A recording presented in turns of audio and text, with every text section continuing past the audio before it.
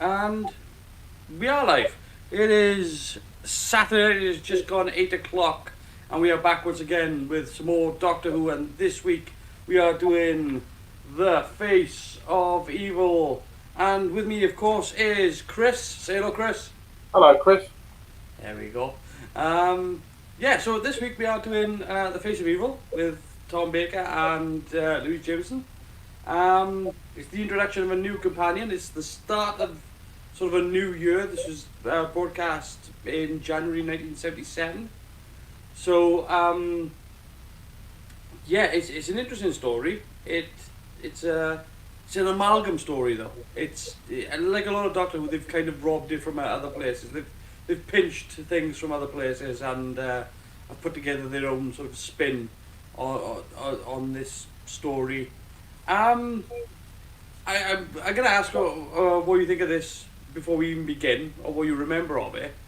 But before we do that, there's a couple of things about this story that I wanna first of all.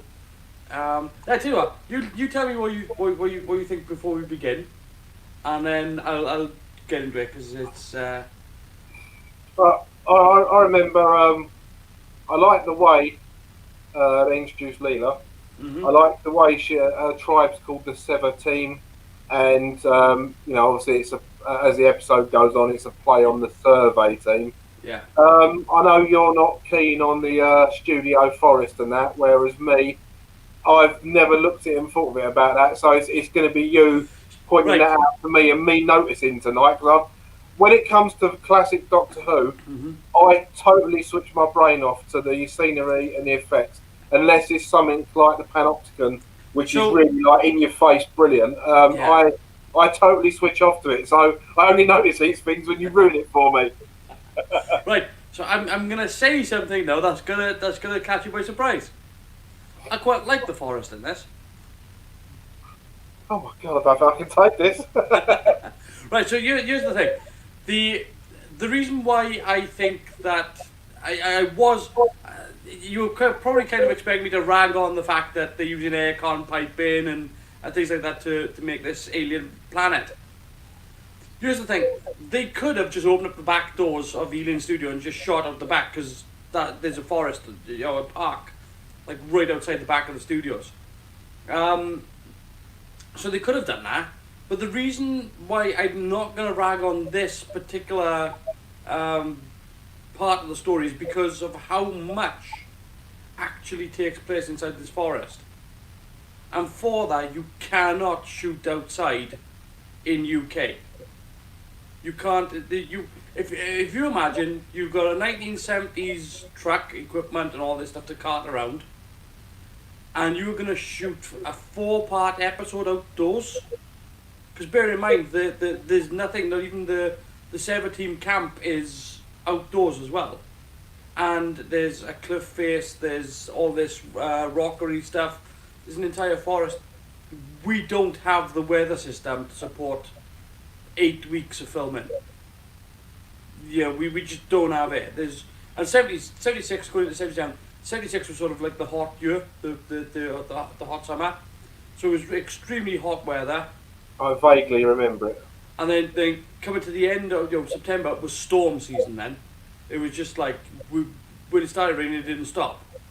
So the fact that they chose to do this inside the studio, I mean, if we're talking about location shooting for different things, like, for example, Hand of Fear worked really, really well, because a lot of that was shot inside a nuclear facility. It was indoors, it was a great location, massive location, that worked really, really well. For Mask of Mandragora, to go to Port Merion, they shot a couple of weeks in Port Merion and then they were back in the studio, so that made sense as well. Unfortunately, some of the studio stuff didn't quite work there, but it was still pretty good. For this, everything was shot in the studio. They had to shoot everything in the studio. There's no way you could have shot 4 episodes out in a forest. It's just you couldn't do it today. I mean, there's episodes of Doctor Who. Yeah, well, there's episodes of Matt Smith's Run whereby they're shooting on location in Wales. Bad idea, because you can see the rain. I mean, it's it looks rainy. You know what I mean?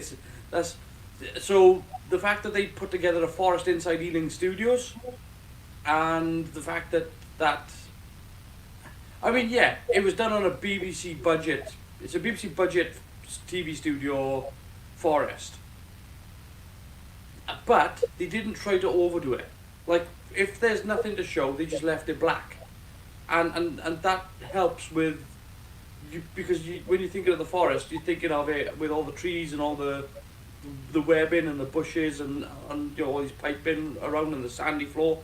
You're not really thinking about what's over in the distance, because there's nothing there. There's nothing to see.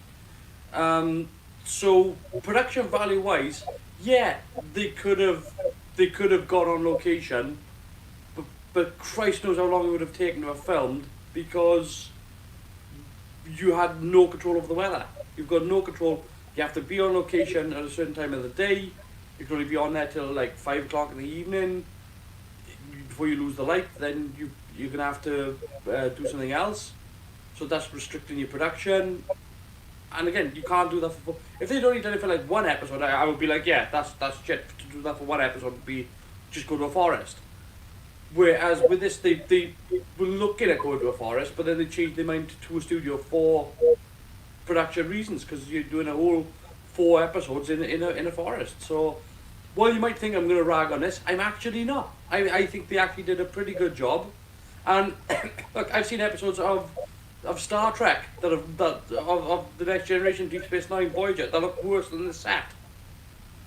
You know, sometimes when you look at the episodes like that whereby they're on planet Hell and you get bounced out of the show because you can see it's a fiberglass rock. You know, in this, just like good evening to Ian. Oh, good evening, Ian. Yeah, in this, I just feel like that they did a good job with the forest. They didn't try to overplay it. They weren't trying to do weird plants. They were trying to make things look alien, but not weird. So, yeah, production-wise, I'm not going to rag on it. So there. That's no, where you go, Chris. Well, that's it, I'm going. I'm going to switch off now. So, last week you said about the forest, and I was prepared for that, and you ruined it. Well, no, the forest is made of, you know, it is air conditioning piping, and it's lots of weirdy sorts of stuff. It is. It's 100%, and they could have shot out the doors. I'm not saying that they couldn't have done it. But when you think about it, 4 episodes, a 4-episode story shot on location is just not practical. It's just not. So I think they made a good decision, a good call, and again, I've seen worse. So there's that. Another thing I'm going to touch upon here before, while I still got it fresh in my mind here, is Louise Jameson's outfit. I want to touch on this just briefly. It's probably illegal to touch. Oh, I see what you mean. Go on. I don't have a problem with her outfit. I don't have any problems with it whatsoever. I know, like, there was a lot of people at the time whereby she was considered to be sort of scantily clad, but my counter argument would be Maureen O'Sullivan from the 1930s Tarzan movies, where she wore a lot less than that. And I mean a lot less. You know, you've only got to Google pictures of her with Johnny Weissmuller, you know, Tarzan and Jane, and you can see, like, you know, she's practically fully clothed. You know? Yeah. She's effectively wearing an animal skin leotard with a sort of small miniskirt attached to it. I don't have a problem with it. I mean, obviously... Oh, I mean, let's put this into context here. This episode, 1977, this went out, right? 12 years later, they were making Baywatch. I mean, like, there's you know, 12 years is not a long period of time. People forget how old Baywatch is now. Yeah, and also if they forget, a few years after this was made, there was that infamous episode of Triangle with the Rani wearing a sodal. Yeah, I mean, it's just like I think because it's Doctor Who that people kind of like sort of because it is for a younger audience. Nobody's saying that. There's no difference there. But they were aiming for a more adult crowd with Doctor Who at this point in time. It had got away from being a kids show to being an all-inclusive show, and because it was aiming at the people that had grown up with Doctor Who. So I think they were just being a bit more mature about it, and the fact is that she's not really wearing less than the guys. I mean, it's pretty even. The guys are wearing a lot less than what she's wearing. You know, they kind of, again, it's in the Tarzan Jane territory, and but costume. The only costume I do disagree with her wearing actually is the white one, because she's got this costume and then she's got her white Savage outfit one. I just think to myself, she wore that because she was in the camp. I don't know why she would change to a white. I mean, she's comfortable with that look. Like that's fair enough, but wouldn't it be like a white dress as opposed to, you know, why would it be back to being sort of stitched leather kind of vibe? I don't know. But and then of course in Talons of Wen-Chiang she's wearing the full Victorian garb, so there's you know it was possible to change from that look. As for the character of Leela, I really like her. She's such a big change to Sarah Jane, and I know that there were a couple of things whereby she was doing stuff whereby it caused a bit of a stir because she was this savage and she was going on with knives and threatening people and things like that. And including Tom Baker had a bit of a problem with it as well. But for me, I gotta look at it from a different perspective and say, well, you can't really talk about these things if you don't talk about it. If you don't have a character that's able to do these things, you can't really point out as to why that's wrong. Well, one of the things I really like about Leela is the fact that someone gets in her face, she's going to stab them, and that is such a departure from Elizabeth Slater or from Sarah Jane Smith. Yeah. She's a go-getter, journalistic. I wouldn't say nosy Parker, but she likes to get stuck in, whereas Leela gets stuck in because she wants to get stuck in. So literally stuck in. But again, no. But you can't really have a conversation as to why violence like that is bad if you don't have a character that's able to do that violence. Yeah. It's really, you can't really talk about it if you've got no frame of reference. And with Leela, she offers a frame of reference whereby the Doctor can go, yeah, don't do that. That's kind of not allowed. That's not acceptable behaviour. And here's why. And you can't do that if that character doesn't exist. It's simply, you can't have that talking point without that character being there. So let me just sort the one other thing from this episode I remember thinking was quite cool, sort of 15 years ago, last time I probably watched it. Mm-hmm. Is the animated creature effect. I've yet to remember. My memory says it was pretty good. We'll see as the episode goes on whether I hold true to that thought or not. I mean, the effects. Look, none of the effects from this period are going to be sort of Ray Harryhausen, those sorts of types of effects. They're not also going to be because for me this is very sort of reminiscent of things like the creature from the Id from Forbidden Planet. Yeah. Well, obviously it's not going to be as quality on that level. It's pulling a similar sort of vibe, but it's using a video technique instead of animated. So it's not those level effects. At the same time, I think a lot of people forget that again this episode now came out the same year as Star Wars. This came out in the January. Star Wars I think comes out in the December. So because this, and I think what we need to reiterate here is how groundbreaking Star Wars was in 1977. And yet, if you look at Star Wars, if you were to look at the original Star Wars prints today, the original effects, they're not where people remember them being. Yeah. as much as people, sort of, as much as people don't like sort of what they did with the special editions for Star Wars, whereby they should have just cleaned it up and just done a new print.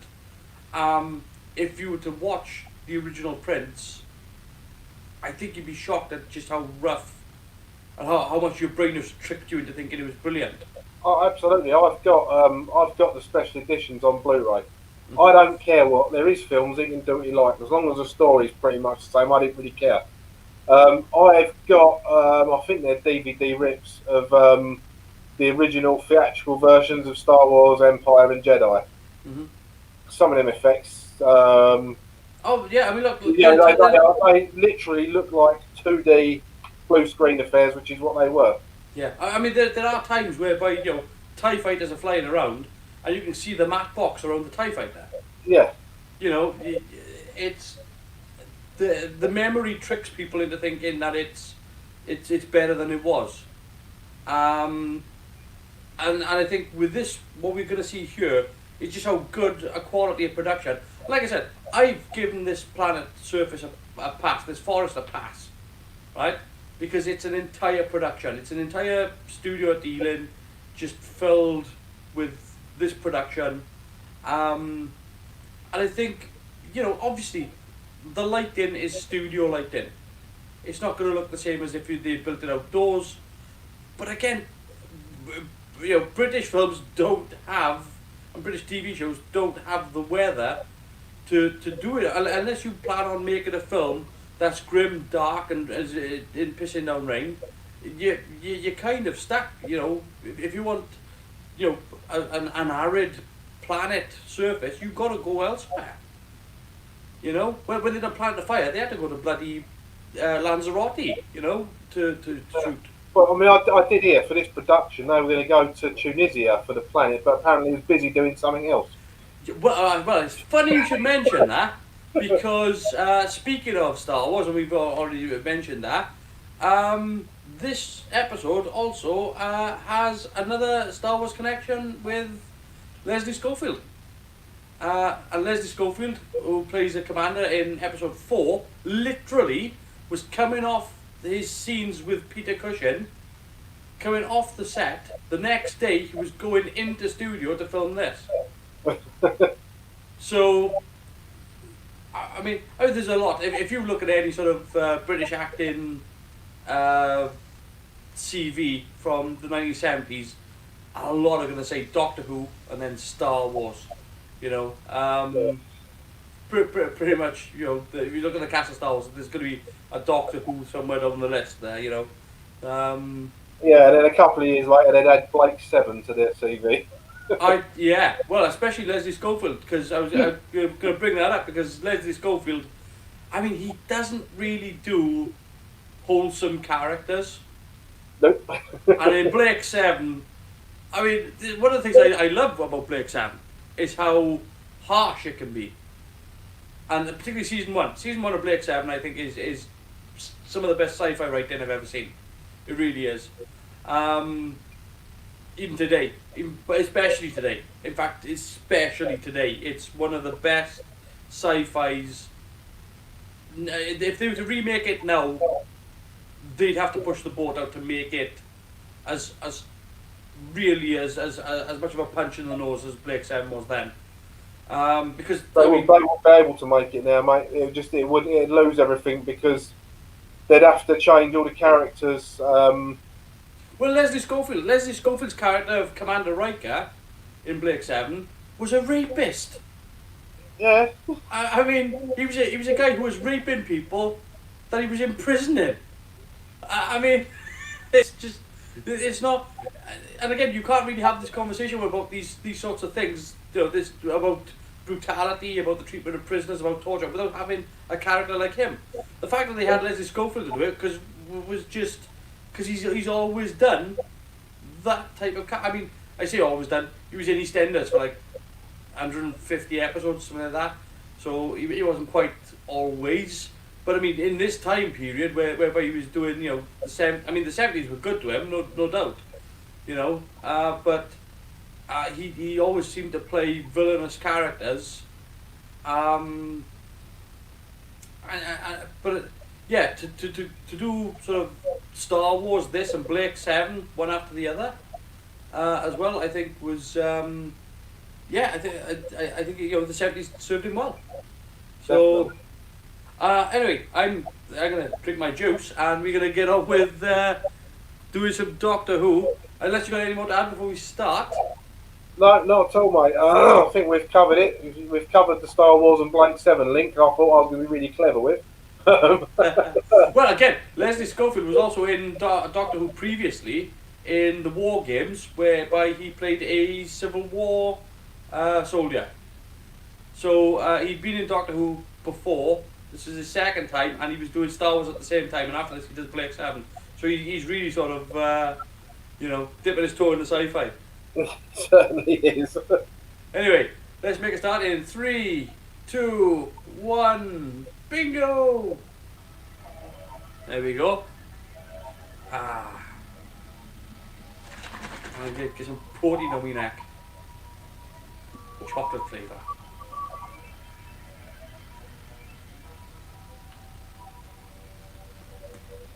So I'm just playing with my sound levels while the music's on. I've got to juggle you and the sound through one speaker. Well, 5 speakers now. Yeah, there's a little bit of an echo, nothing much.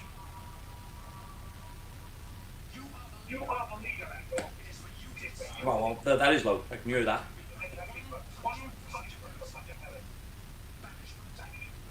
Banishment. There he is, Leslie Schofield, the rapist. The thing is, he doesn't look... Pardon? Is that better sound-wise? Yeah, it's great, yeah.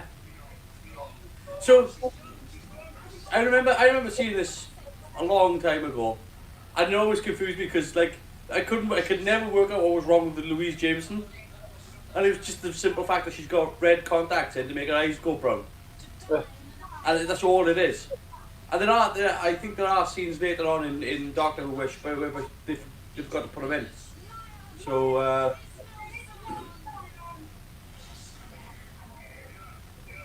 But I always thought it was a bit weird when I first saw this, because when I saw this as a kid, it always confused me that they were savages from the future.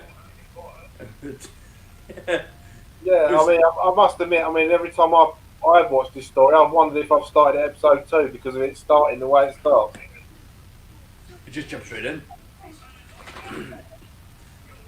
But I like, there's a sort of a juxtaposition of technology. You know, you've got these savages that got these spacesuits and, you know, the throne he's sitting on there is an ejector seat. Like, you know, it's.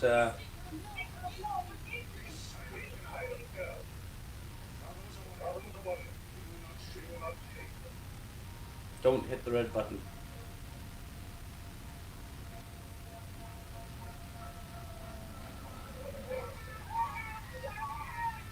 Before doing this as well, she just sort of completed like 2 years of doing Royal Shakespeare.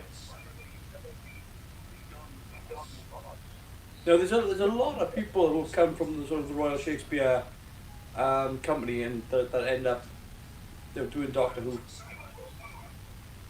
It's weird that sort of attraction. I'll tell you one thing, especially this era of Doctor Who, that I've noticed, is they have all these actors, like you say, that come from Shakespeare and Rada and all that sort of thing. There's apart from the odd couple, like the guards in The Mask of Mandragora, there's not really any bad acting. Everyone's kind of thrown themselves believably into the part. You know, even though they might think this is the worst pile of rubbish they've ever been in, they still throw a good performance in. All of them, even the background characters. Yeah, I mean, like there's everybody's doing, as I say, everybody's doing business. You know, they're all getting involved.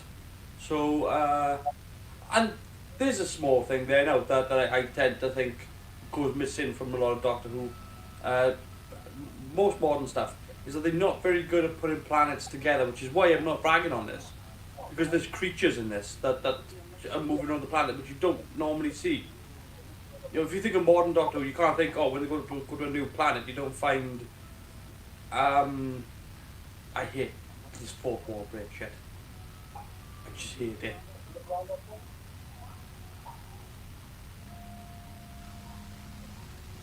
Oh, I know why they were trying to do it, but I just disagree with it.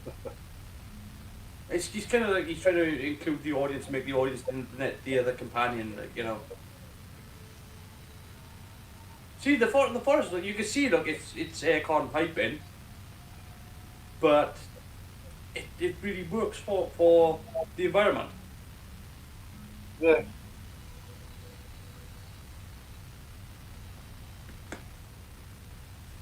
And again, you know, shooting on location would just not be practical for this sort of thing.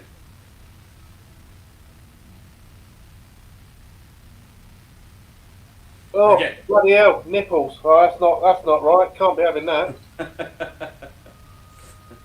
Again, look, her makeup test was a lot more shocking than what you're seeing on screen. So they worked it out.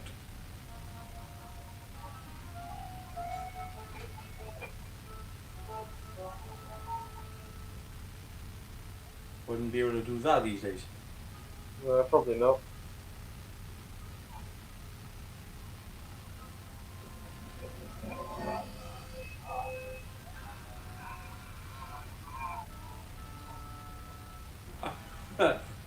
I I don't know what he was shot with, but I've actually been shot with a bolt. I like to show you, it doesn't kill you like that. That's I'd imagine that was a poison tipped on there. poison takes time as well. That's really potent poison.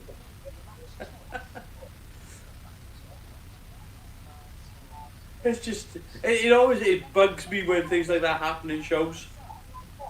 And I understand they don't want to waste time with showing this person slowly dying and things like that, but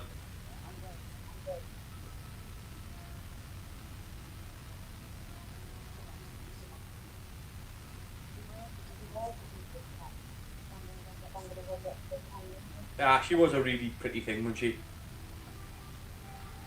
Yeah.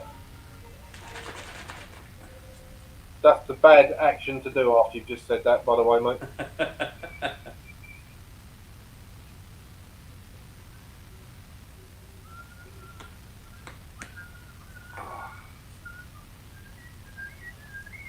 I was just trying to think that guy she was just talking to before she walked off into the brush. I was thinking, who's that remind me of? And it reminds me of the character Ellis from Die Hard. Oh right, yeah, the guy who ends up getting shot. Yeah. Yeah. I can't think of the actor's name, but yeah, the character was Ellis. Yeah, he gets shot.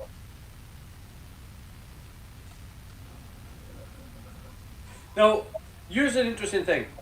On the DVD of Face of Evil, they've actually got some of the original 16mm prints. They've actually got some of the original 16mm footage. And it is amazing the quality difference. Because what we are seeing from the DVD is almost like it's kind of lost like 50% of its sharpness. Whereas if you watch the actual original scans of the original 16mm prints, they are sharp, super sharp. It's incredibly good quality.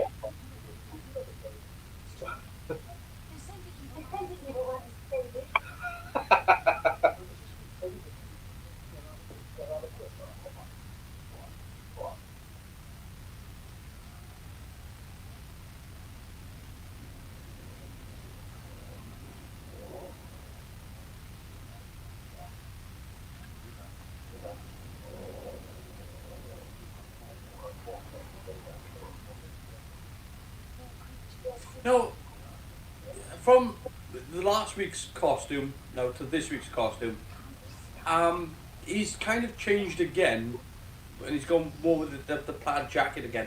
He's got this bright red necktie.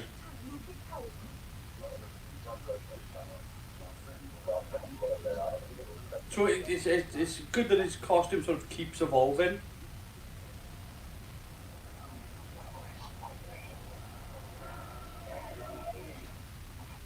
That clock is actually just vacuum foam. Just a little bit of vacuum foam plastic. It's not really. It's not a clock. But that comes into play later. Yeah. It's a really good effect, actually. It's really good. Looked a bit different in EastEnders, didn't she, Louis Jameson? Oh yeah, yeah. But again, like, you know, she didn't have a problem with appearing on screen as a bit more of a I don't know, sexualized character, I guess. Being a sex symbol, it didn't really bother her. Well, I mean, if she's the sort of girl that'll wear a bikini on a packed beach, I mean, it's not really, you know, a couple of thousand people on the beach, a few million people on the telly. There's not much difference, is there? If you're not worried about looking like that, then it's not going to bother you, is it? Whoosh. Good effect. Yeah. It's literally a hole through the rock with a bit of fishing gut glued to the inside, and somebody just pulls it out, drops the stage weight, and just crush. Really clever, really easy. But no. There's nothing. You know, she hasn't got a problem with being a sex symbol at all. Like, you know, so. But for some reason today it's become an issue. It's become attractive people can't be attractive anymore, which I find to be stupid.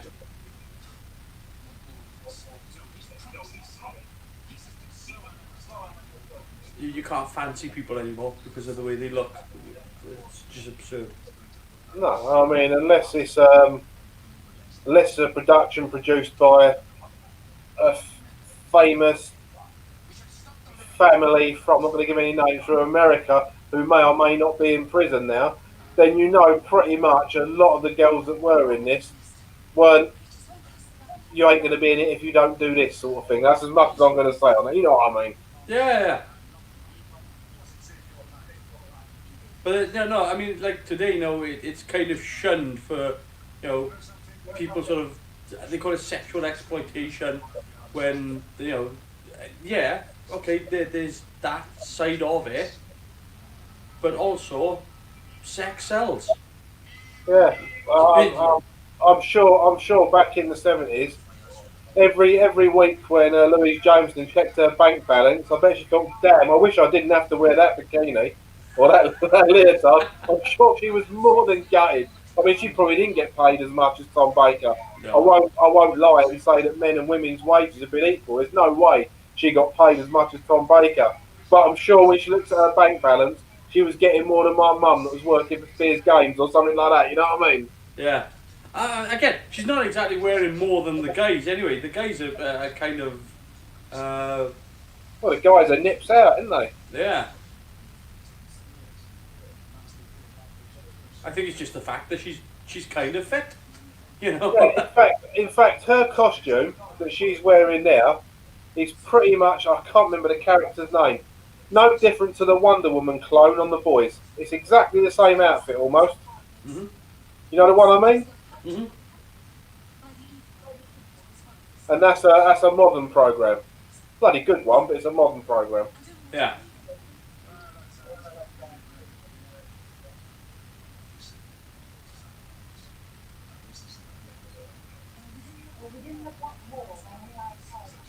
I do like her delivery as well. There's something about her whereby she's really sort of listening to what he's saying. You know, so when she's acting, she's kind of like trying to assemble in her head what's going on. Yeah. In other words, when the way she acts, there's something going on behind the eyes. You can see wheels turning, whereas for a lot of actors, sometimes there's nothing happening upstairs. Yeah. They're just sparking out lines.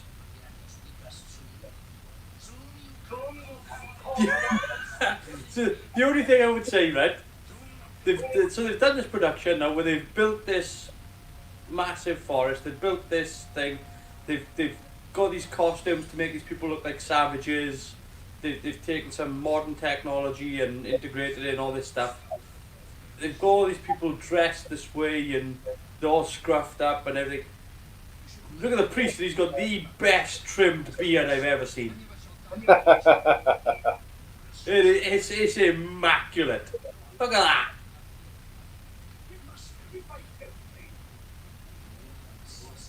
Like, he's just got a bit of stubble there like that, you know, it's just,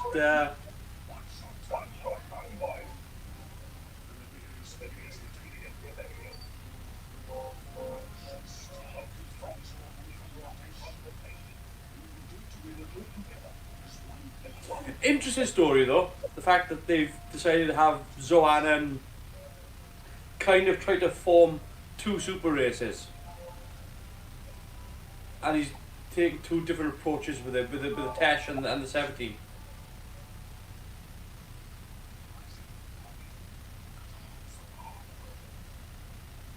Also, as well, while we talking about sort of things to do with this production as well.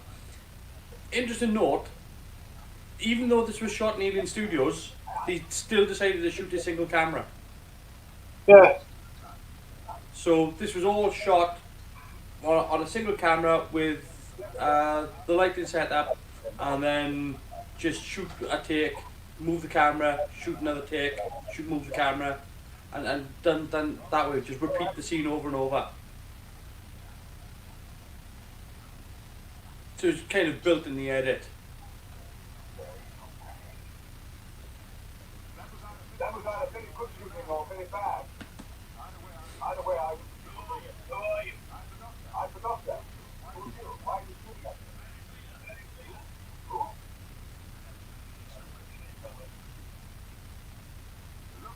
Look, I like that round.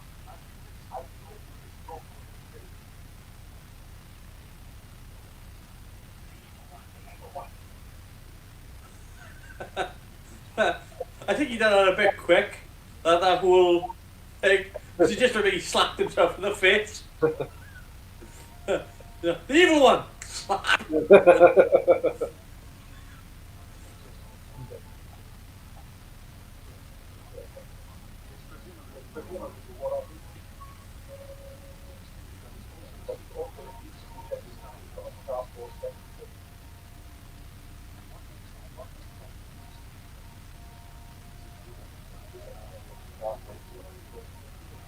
So, we're halfway through the first episode, and the Doctor is already piecing stuff together. It's early on, it's not leaving it late.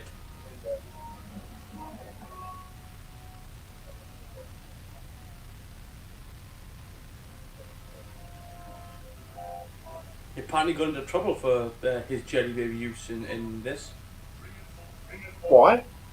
Because the scene is supposed to be him threatening a guy with a knife.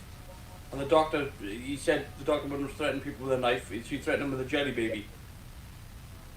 And when Philip Hinchcliffe found out about it, he went apeshit apparently. Because this was at the point where Tom Baker kind of he was having a bit of an ego trip. This is kind of his sort of height of his Doctor powers, whereby he's kind of he's instead of acting in the scene, he's starting to direct the scene.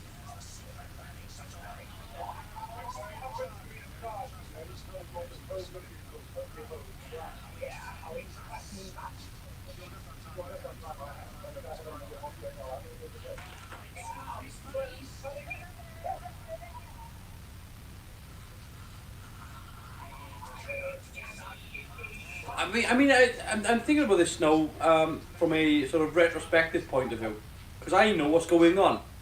Yeah. But it must have been interesting watching this from the other way around, seeing it for the first time and seeing these sort of savages, because he's wearing like a bit of sort of gasket on his chest there, and he's got this tech, and he's supposed to be this savage. So it must have been like really weird to see it the right way around then, to see it unfold. Like if you don't know who the 17 or the Tesh are, you'd be wondering as to why, you know, what happened whereby these people got all this equipment and and yet they behaving like sort of Mayans. Yeah. I find it difficult to kind of put myself into that mindset of what would it be like watching it for the first time.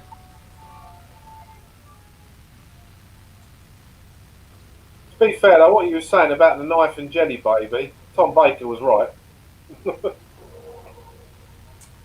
Yeah, it might have been, but you know, yeah, the Doctor probably wouldn't want to be threatening people with a knife, but he did it rather than ask to do it. And I think that really was the problem, was the fact that he started doing stuff without permission.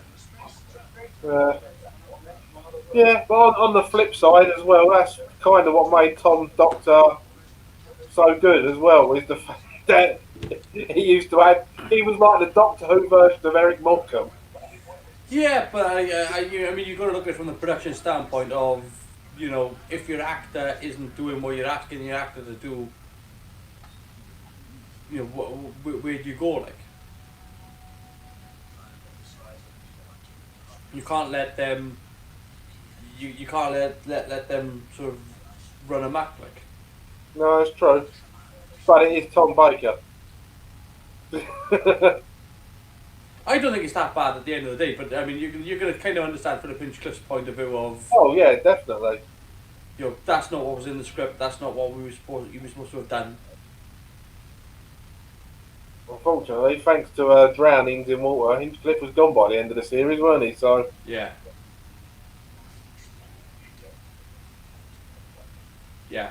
Yeah, this is the transition period now, isn't it? They're going into John Nathan Turner. Well, no, this one's it. The next series. yeah, When does I Philip just read Hinchcliffe that. leave? I just read that the scenes of the drowning Mhm. in the last episode was like the beginning of the end for Philip Hinchcliffe. Yeah.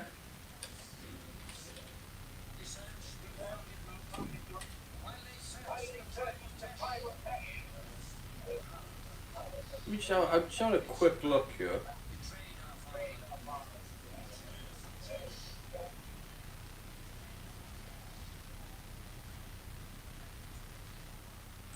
I'm just having a quick check to see what his.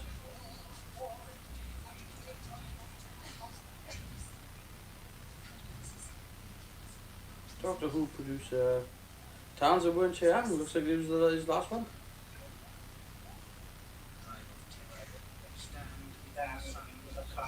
And so did the horror at Fang Rock then. Um, That is the next one after the Talon, isn't it? yeah. I'm just having a quick. Oh dear God.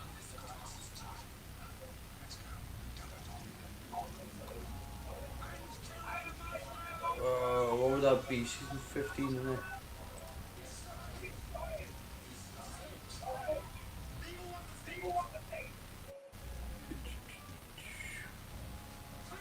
Oh dear God.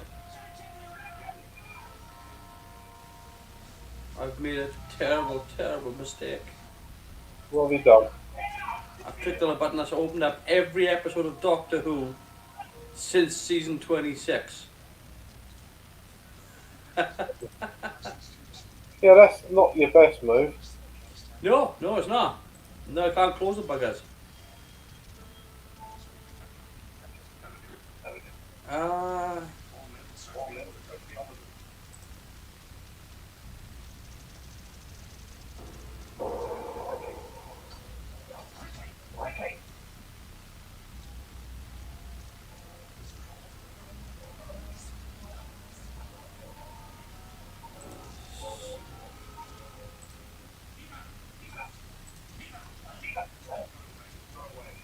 yeah, Horror Fan Rock.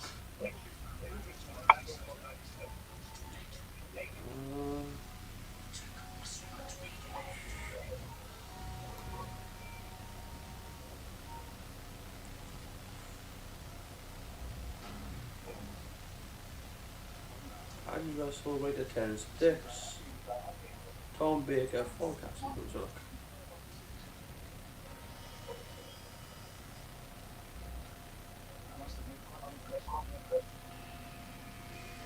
Yeah, yes, the what do they call it? Mount Rushmore. I'm struggling here to find. There was John Nathan Turner. Holy Yeah, crap! I had a feeling it was JNT. I swear I didn't think John Nathan Turner came on board until Tom Baker's last year. But looking at it, no, John Nathan Turner was on from. Because it's weird because John Nathan Turner, when my memory of John Nathan Turner is kind of like Tom Baker's last year, the Peter Howell theme's coming in. Yeah, the Peter Halford is exactly what I would have thought about John Nathan Turner, but Yeah, well, I mean that's strange because it just had that feeling of a new producer, new title sequence, new opening, new music, and then new TARDIS. All the stuff that happened. Yeah, I kind of think, oh, that happened because John Nathan Turner came on board and wanted to change things from what Philip Hinchcliffe had done. But looking at it, he was in charge of Doctor Who for 3-4 years before he made any significant changes. do you think John Nathan Turner gets a hard time unnecessarily from the fans? Yes, Yeah, I do as well. totally. Because first of all, he didn't. He'd been on the show for so long. He'd been on the show for 10 years. He'd had his entire budget ripped to shreds. He didn't want to be on the show then because of constantly fighting with the BBC. Didn't get any respect. I mean, he was fighting to keep the show alive. You know. After his downward spiral, I mean, he had made some. He didn't. I don't think he made bad decisions. It was just that he was forced into doing stuff by the BBC that he just didn't want to do. You know, I mean, he was forced to fire Colin Baker. He didn't want to do that. No, that's right. I think JNT worked on the war games, possibly.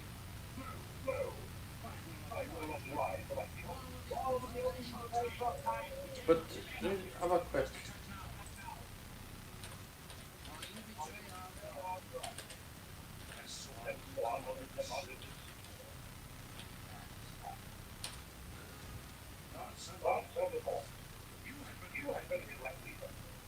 John Nathan Turner.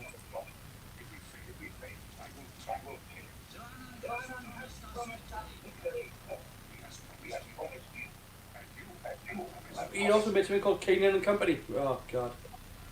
So Doctor Who producer for 171 episodes. Now you can't complain about Kanon and Company. You've green lighted us doing that on an episode of this. Yeah, we got. We'll do it. It's not that bad. There's been a lot worse. I'll still take that over half of the new Who stories. Yeah. So Leisure Hive, Meglos, Stargate Warriors Gate, Keeper of Dragon.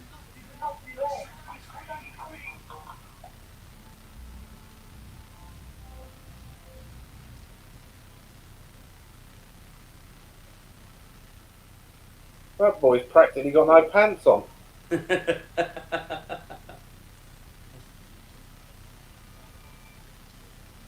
I love how they've been reimagined this equipment though.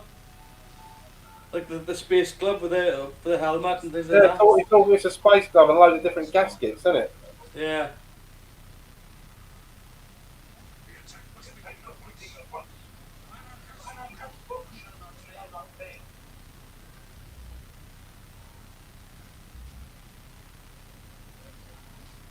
So I'm going through some of the John Nathan Turner stuff. So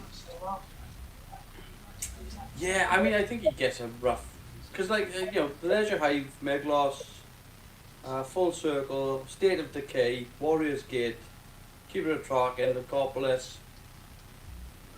I mean, then you need the sort of the Peter Davison era.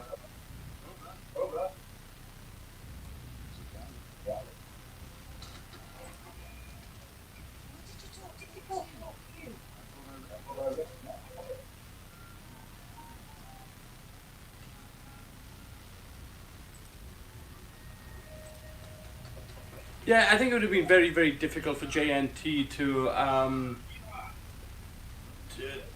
have done anything different with Doctor Who in the 80s.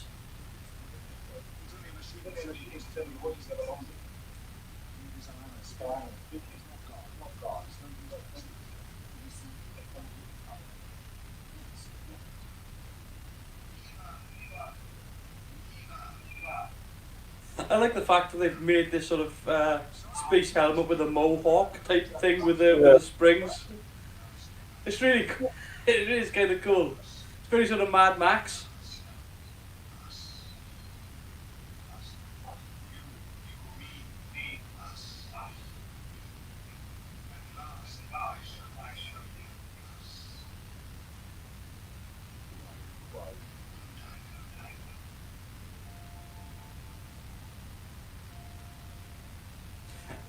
It's an interesting story as well, the fact that it's a Doctor Who adventure that we haven't seen that leads to sort of this whole scenario.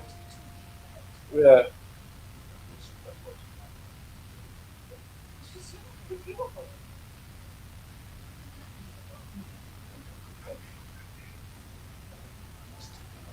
Yeah, that's a very interesting concept. I mean, there was a story like that during the Colin Baker years, weren't there, where there was the picture of John Pertwee, like Yes. muralled on the wall. That was in Demons, wasn't it? Oh, I can't remember. Yeah, I think so.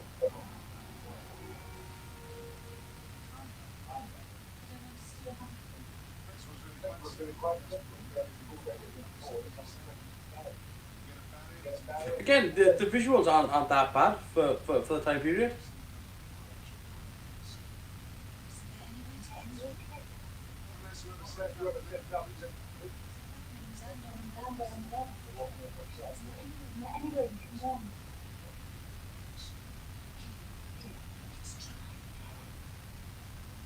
Again, it sounds really, really simple, but the actual, to move that camera and to not make the effect look like it's too floating about too much took a lot of work.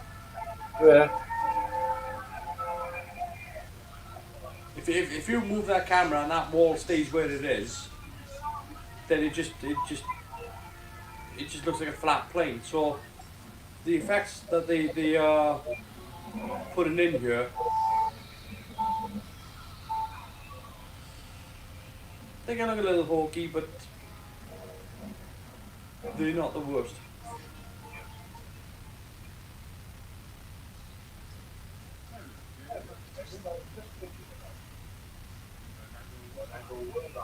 Isn't his first visit to this planet so during,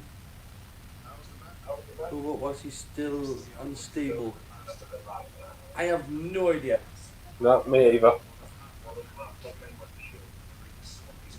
I know it's an adventure that we haven't seen though, isn't it? It's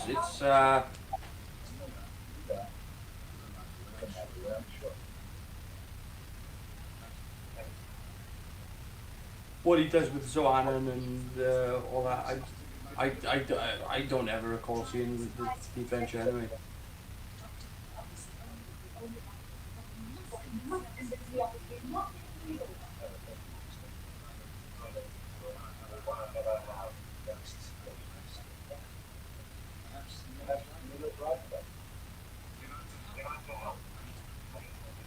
Oh, you can't trust him. No, rapist.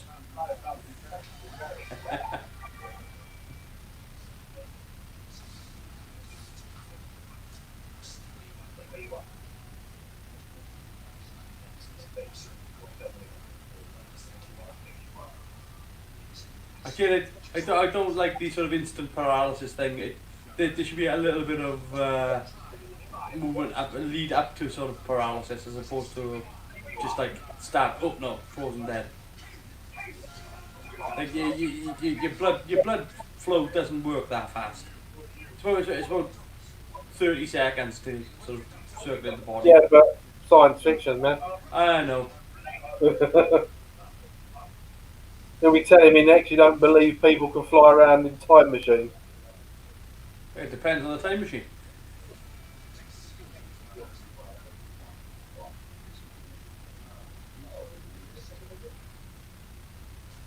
Again, it's those. It is those things though that you can understand why they don't waste time on it. Yeah. It wouldn't change the plot if you waited 30 seconds for it to actually hit the floor.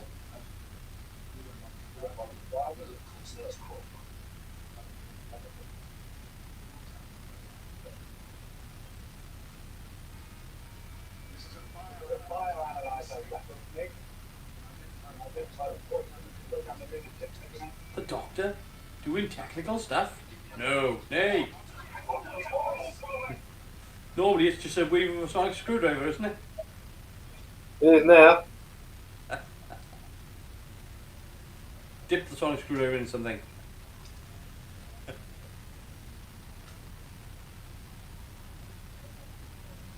I don't mind some of the tech. The retro tech I think is actually pretty nice. Yeah.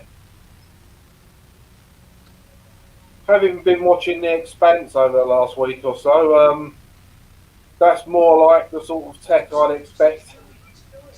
Yeah, I mean, I've watched the. I've only watched up to season 3. Just before we started this tonight, I sat down with the missus and we watched the last episode of series 1. Yes, I still call it series. 10 episodes is not a season.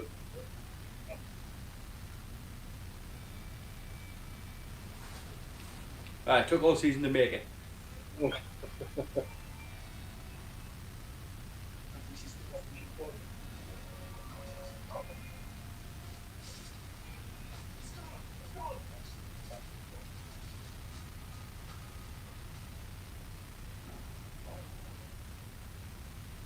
Oh yeah, the antidote takes a while, but that's for dramatic purposes.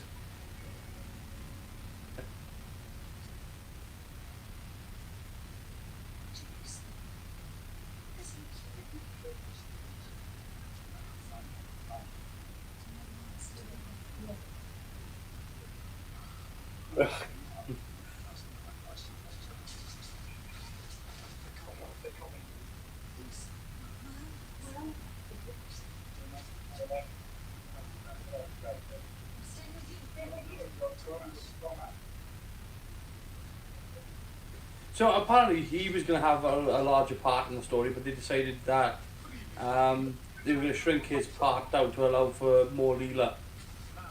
Because it was still, I think at this point they were still deciding whether or not she was going to be a companion.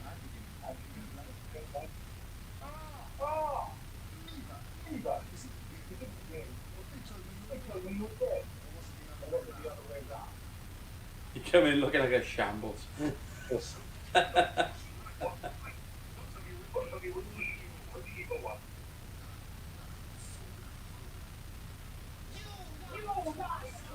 Do you know who he reminds me of? You know Cyrus from The Matrix? Yeah. Cypher, innit, or something? Cypher, that's one, yeah.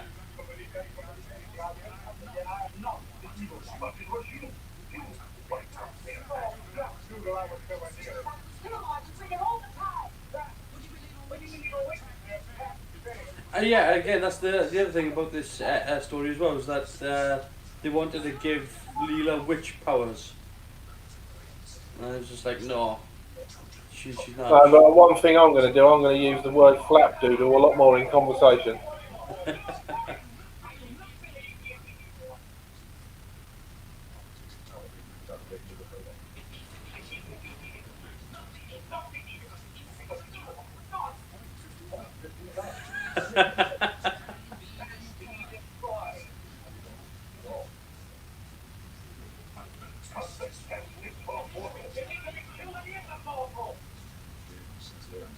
It's that whole witch thing of if she dies, if she floats.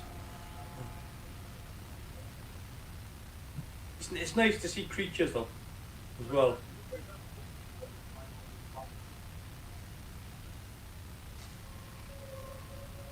There's a bit he does in this I absolutely love. It comes up later on. It's where he flicks it at somebody, and just bites him on the shoulder. It has me in stitches. It's just like he's just being cruel for the sake of being cruel.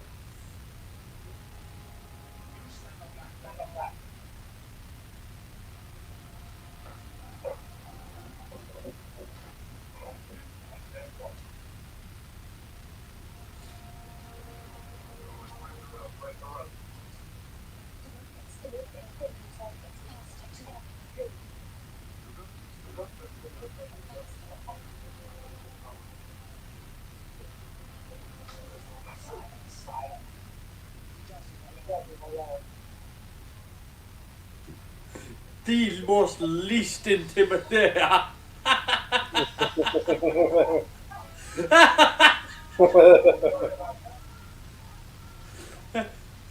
He deserved it. Yeah, no, absolutely. Like, he backhanded me, and that was it. Like, it's just the way it just goes running off.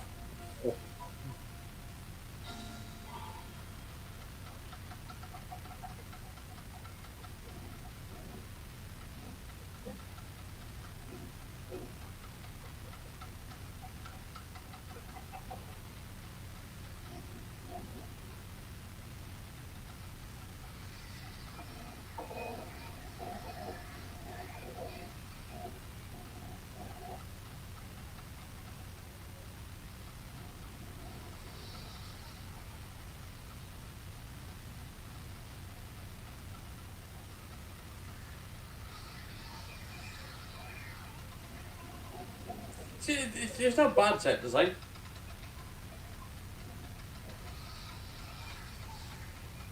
They're not overshowing it, so.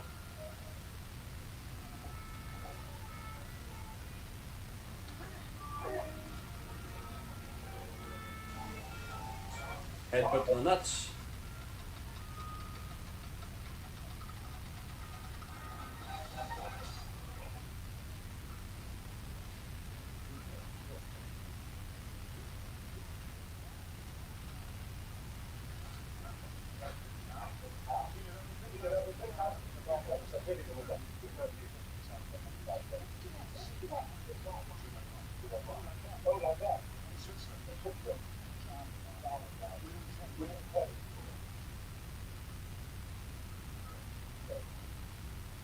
Nice little bit of name dropping. I think that's the first bit of name dropping we've seen since we started Series 14. That's every week in the current show, isn't it? Yeah.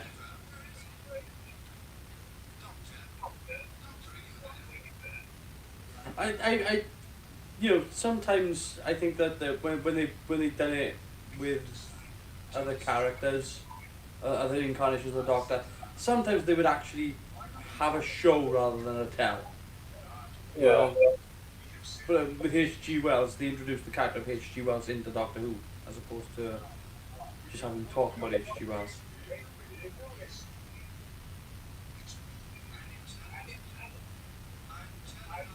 I mean, I don't think they ever do show Leonardo. I know they show Leonardo's workshop, but I don't think they ever do show Leonardo da Vinci at all. It's just it's a constant sort of recurring gag that keeps missing it.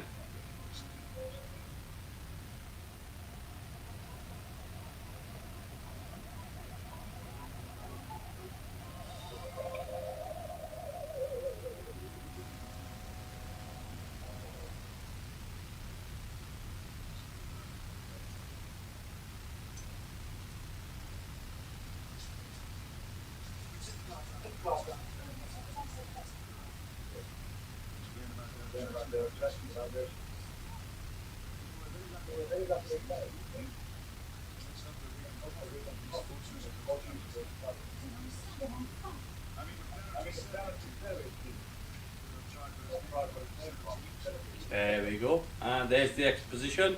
Now things for the audience are starting to click into place. Yeah.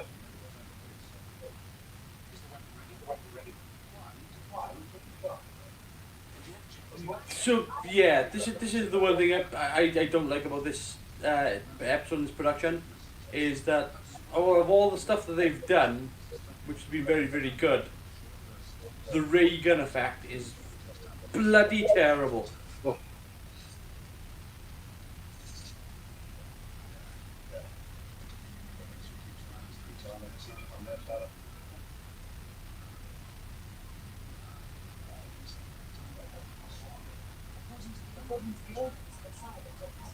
I mean, they've done a lot of stuff whereby they've had to sort of sculpt the mountain to look like Tom Baker and all this sort of stuff.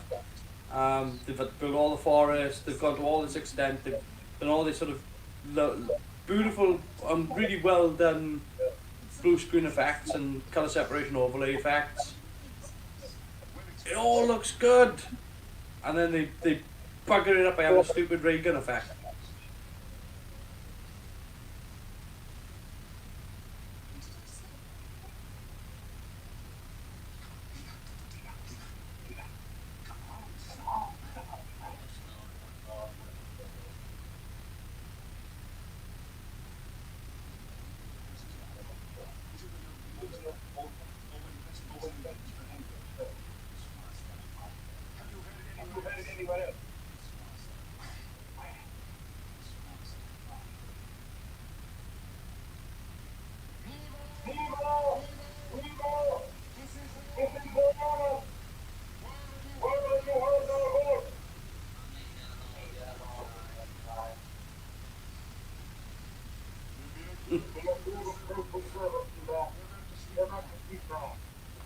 Tapping you. Look, yeah. So, Blimey, do you know Louise Jameson will be 70 next year? yeah. A year older than my dad.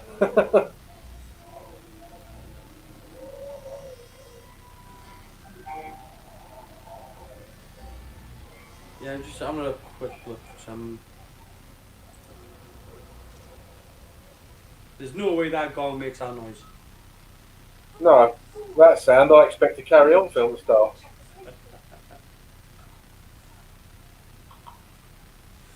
So yeah, I mean, they're saying that Tom Baker was kind of cold to Louise Jameson coming on board with Doctor Who.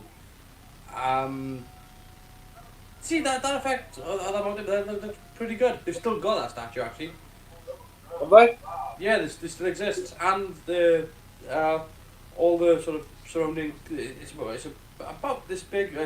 As I understand it, the face is full size because it's an actual cast of Tom Baker's face.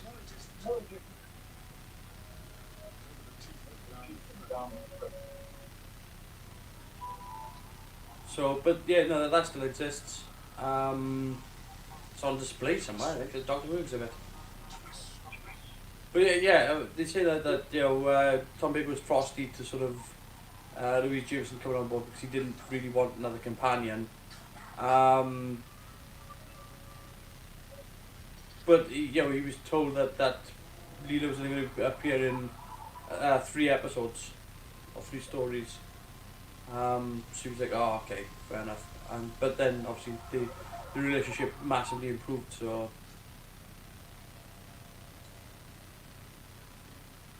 Credit to the pair of them, it don't come across on the screen. no.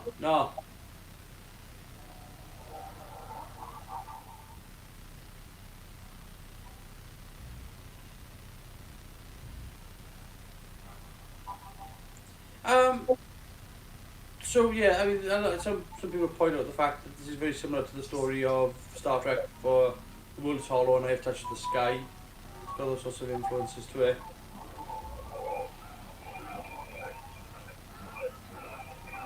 There we go. Crap effect!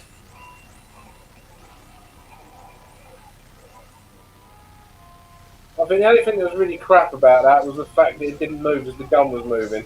Yeah, but it looks very flat, two-dimensional.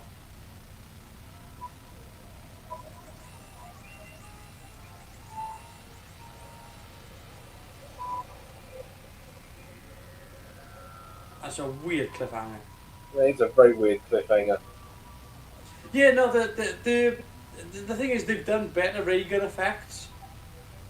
And that one there is just, well, it's this ripply, flat, cone shape effect with no animation to it. It's just this sort of permanent, sort of on-screen beam effect.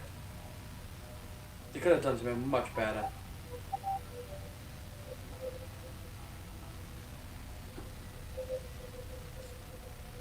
visual effects designer was Matt Irvin. He didn't really design those effects, now did he? He slapped them on.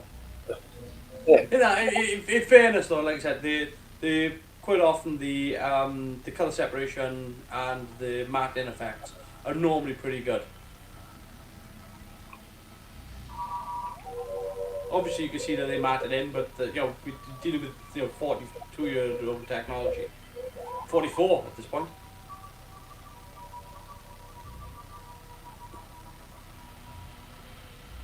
Yeah, it's worth noting as well. This story went into sort of production hell because this story was written in 1975 and it didn't get produced and seen until 1977.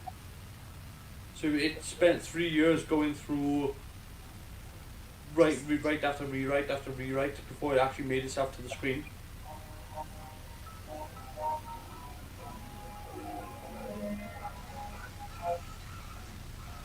Oh God, they're going to show it again.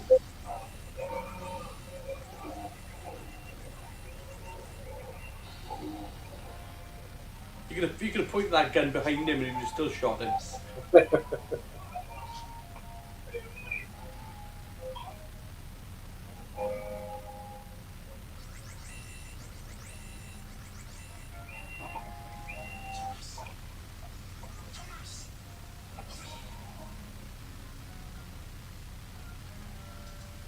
So what's interesting to note here is the fact that it's gone from being very dramatically lit now to being very evenly lit. It's like they've brought a different lighting designer on and they've everything now back to studio lighting. Because in the previous episode and the episode before, it was kind of very dramatically lit. You couldn't really see much of the forest. And now it's like they've turned all the lights on.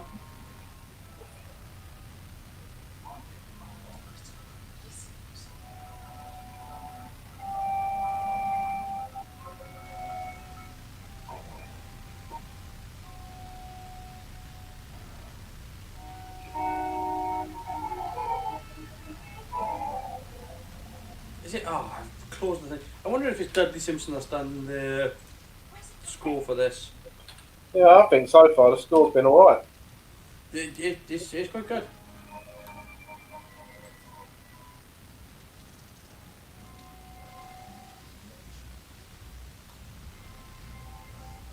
The musical hits are doing pretty well. So look, yeah.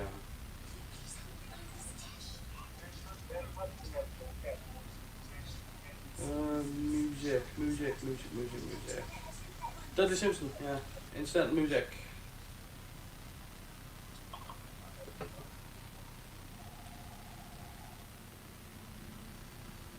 Oh, Doctor's had his ready break. Yep.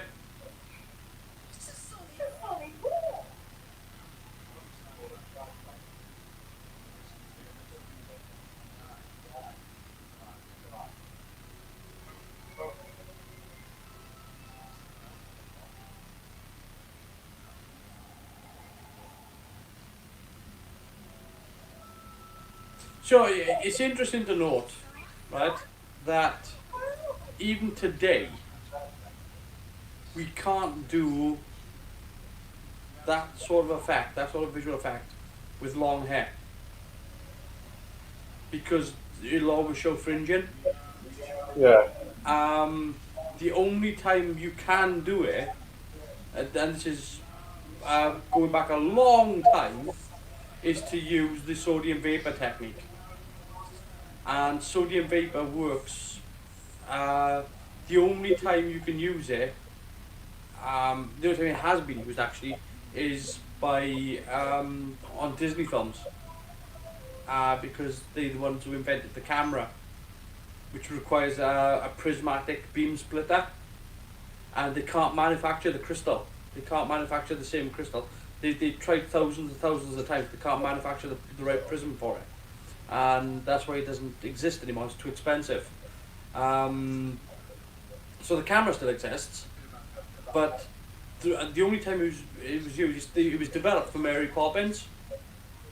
Right. And it's the only time that we can use they use the sodium vapor technique because sodium in the electromagnetic spectrum only covers a very narrow channel of the electromagnetic spectrum. So if you're going to film that's sensitive to sodium, it will only mat out that one colour and leave everything else. So in Mary Poppins, like there's stuff whereby she's got her sort of frilly dress on and you can see transparency through her veil and things like that. You can't do that with modern technology. You can't do that with green screen now today. You still can't do it. So when you see fringing and things like that from like blue halos and things like that, it's stuff we still can't do. We could do it back then, but we don't have the technology today to do it now.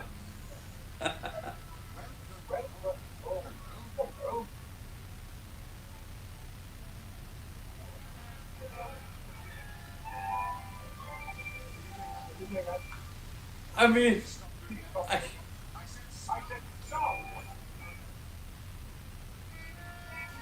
I don't know how you're supposed to act seriously in that costume. No. I genuinely like. No, they genuinely look like they've come off a plane, guys. I mean, they're good costumes, but... Yeah, but those hats, I mean...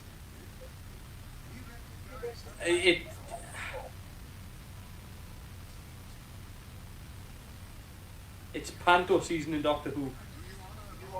But it's like I said during the last episode, you know, despite all the crazy costumes he's wearing, he's fully ensconced in the part. Oh yeah, absolutely. Yeah, they're committing. But they should have looked in the mirror and gone, no, I'm not wearing that. That's just silly.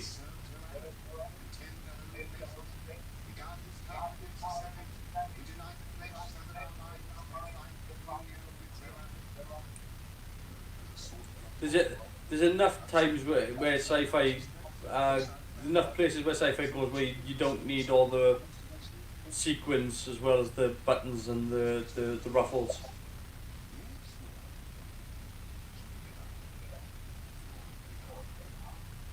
He looks like a character out of Willy Wonka, doesn't he? I mean, it's...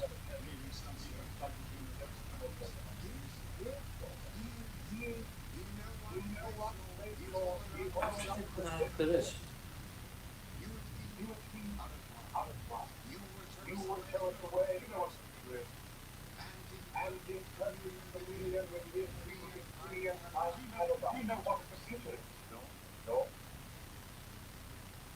So you tried, remember? God, Tish, God.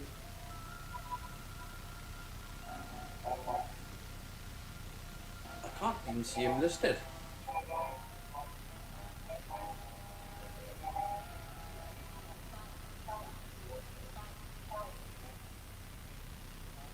Someone's been watching Goldfinger.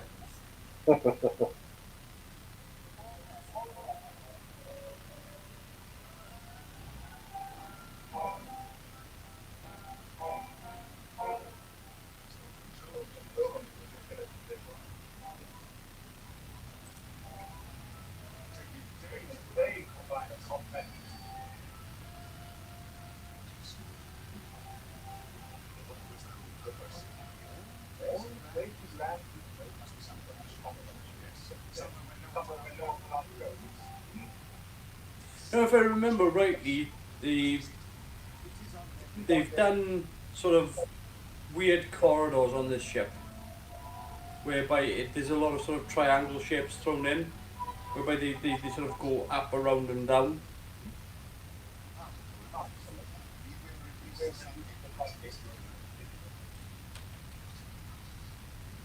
I don't think it's a fault of the set design. I think it's a fault of the actual the way it was filmed, because they've shown too much of the set.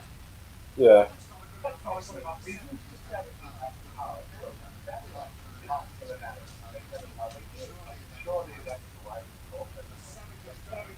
It's kind of what some of the set design is kind of like. It's kind of like a triangular shape, and they put like a wedge in the middle. So when they're running around these sets, they're doing this to try to get from there to there. Instead of they're going up and around this way. And unfortunately the camera is actually showing it.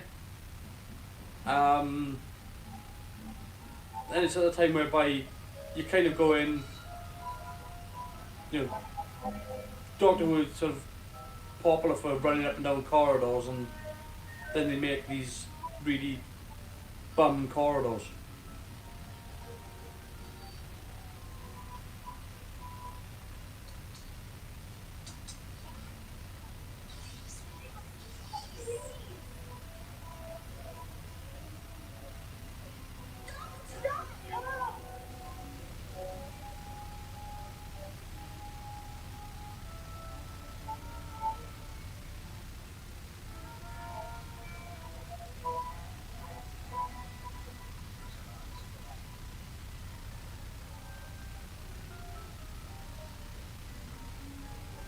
It's a fair predicament, isn't it?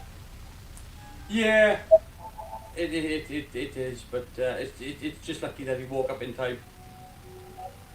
As he was feeling a bit sleepy, that would have been the end of the show.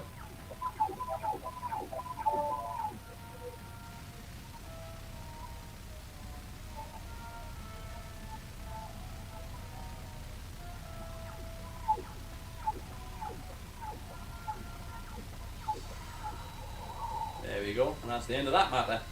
See, they can do beam effects. They can do decent looking beam effects. Yeah. Now, you might be thinking to yourself, aha, Calvin has a problem with the locks opening just because the laser broke. But no, I don't. Because I've seen it much worse in a film called Spectre. I nearly threw shit at the screen when I saw that. They broke completely all the locks on his chair open, and I was like, you are kidding me. This is a James Bond film. Stop it. Cut it out. What's purported to be the last James Bond film's coming out soon, isn't it? Well, we'll see.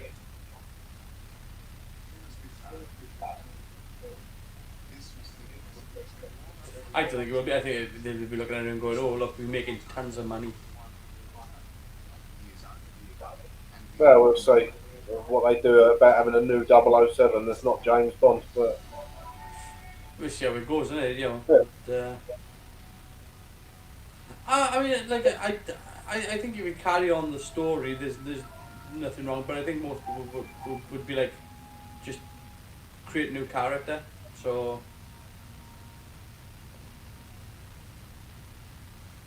I got no problems with it. There was obviously a 007 before Bond. yeah. So these corridors, they look pretty cool. They look pretty nice. They're simple. They work well. They're not too long. And yet the camera pulls back now and we start seeing how the corridors are put together. And that's the problem. You see, look at that. Why would you show that angle? You can now see a triangular wedge in the middle of a corridor for no reason. Come on, that's where the gearbox is, obviously.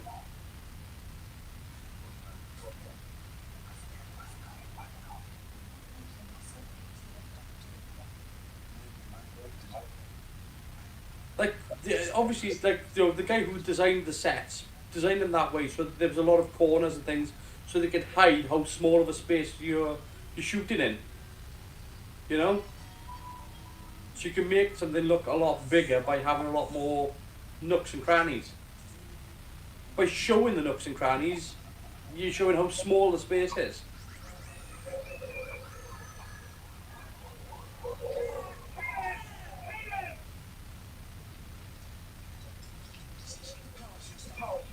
Oh, maybe it has something to do with the fact that you keep your finger permanently jammed on the trigger, pal. Yeah, welcome to modern times, mate. The Yeah. batteries don't last all day. Yeah.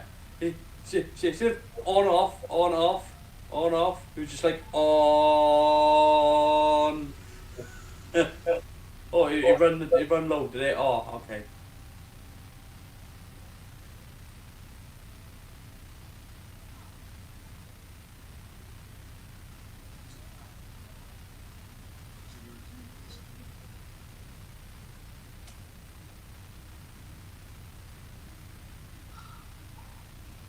So, out of curiosity, when we get into this now, Zwanan is going to come into sort of it's all fruition, whereby Zoanan's going to be revealed, and it's going to be what's actually going on here and how we're set up with the Sever team and the Tesh, and how these form into societies.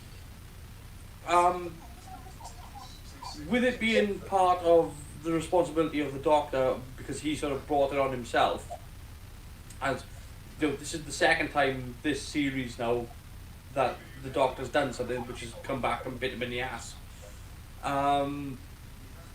It's the face of evil, and it's obviously using the Doctor's likeness as well.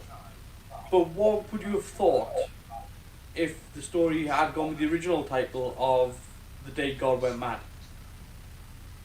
Yeah, I think the face of evil works better.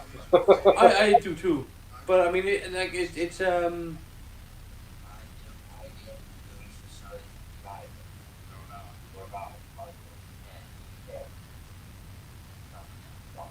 Yeah, now if they'd have stuck with that title, that'd have been tantamount to saying Doctor Who's a god, or the Doctor is a god. yeah. I mean that was my kind of sort of the original take on the Day God Went Mad.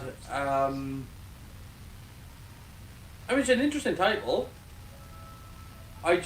For me personally, Face of Evil works because it's literally dealing with the fact that his own face is being used and has been taken, his likeness, for the devil.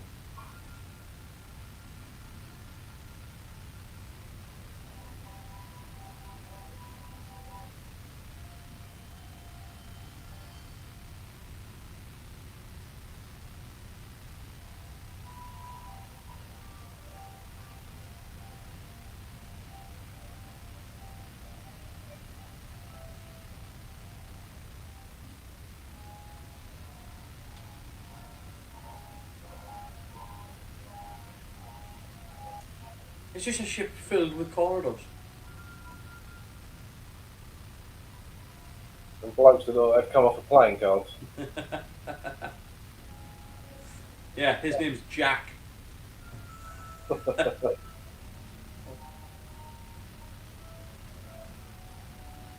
heard his mate was a bit of a joker. Yeah.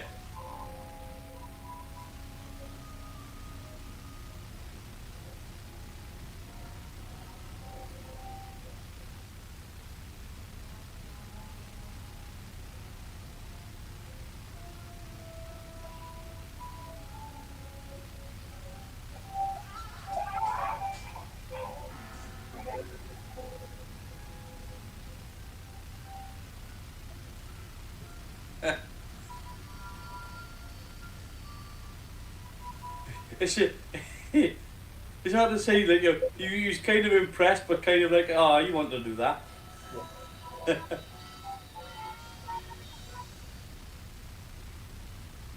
Oh, now she's got her own amazing bollock gun. Yeah.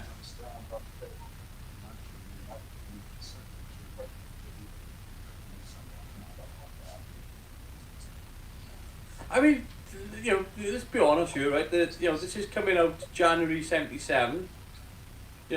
There's, Ripley in Alien is what, 2 years away. Yep.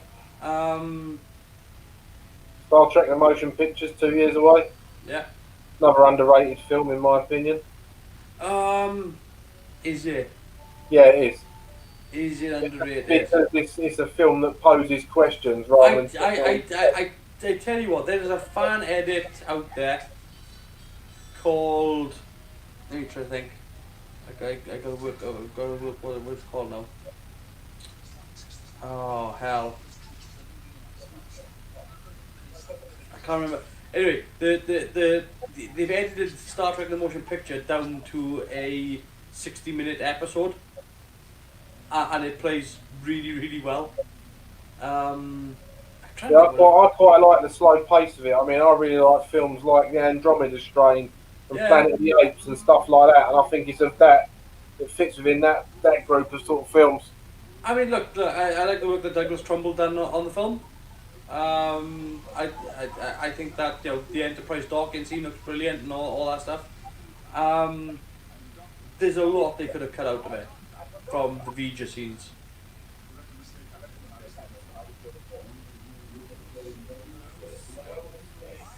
I like this one they do here with the voices as well. With Zwanon, with the it's multiple voices overlaid.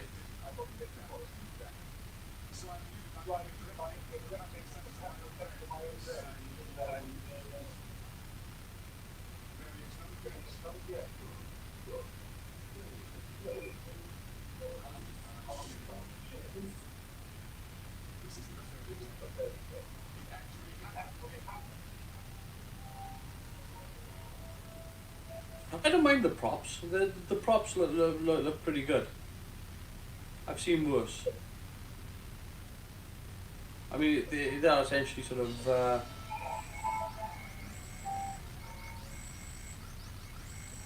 Stop shooting! You missed.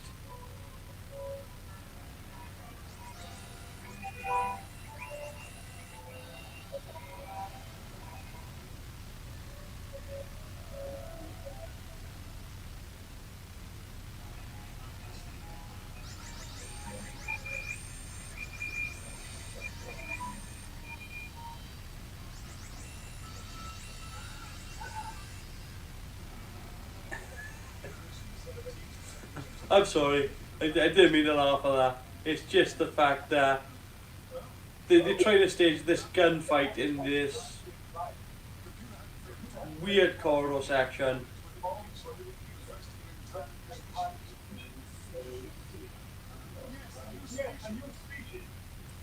There they go with that weird beam effect that they use in Master Mandragora.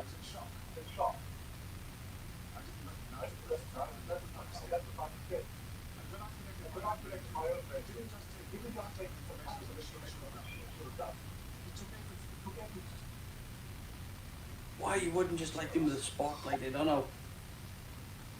Spotlight, a little bit of smoke.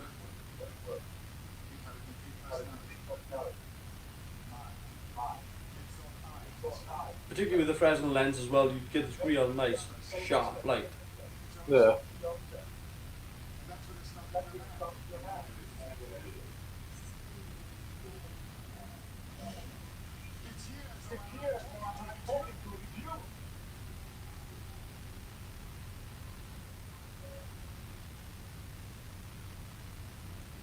No, I don't, I'm not sure, but I think all the paneling on the walls are flower trays. I think the reverse side of flower trays just painted silver. It could be. They're well done though. Yeah, but I think you see them sort of in the sort of I think they're in what are they? 6x6, I think.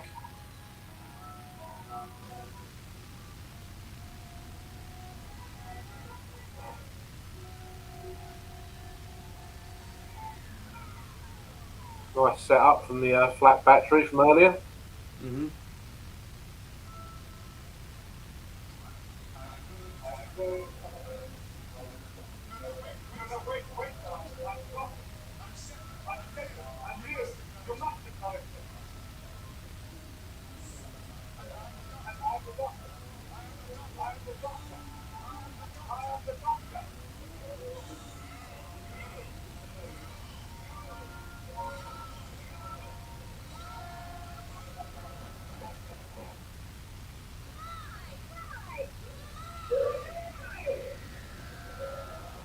Yeah, so a bit into weird territory there, but still good stuff. Yeah, there's nothing wrong with a bit of weird.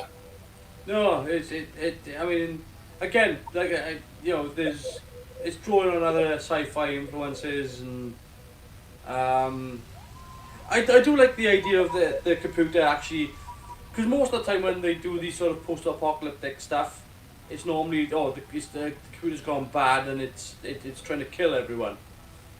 In this one, the computer's gone sort of mad, but it's trying to create a perfect society, and that's a kind of a bit of a different take. It's you know, because most of the time it's normally like Skynet, you know, where it's trying to wipe everything out.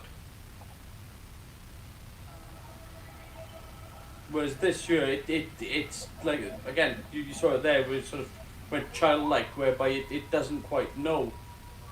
It hasn't quite accumulated enough knowledge to, or wisdom to know, what it's doing is wrong. Yeah.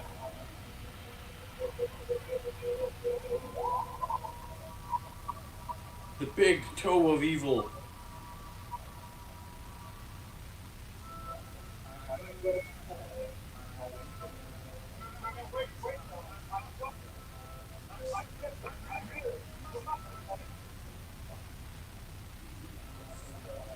I'm the doctor. I'm the doctor. I'm the doctor.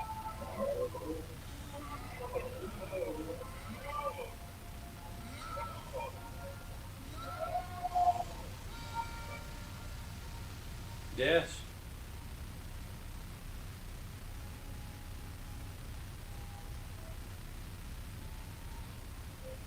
Let's have a game of knifey stabby.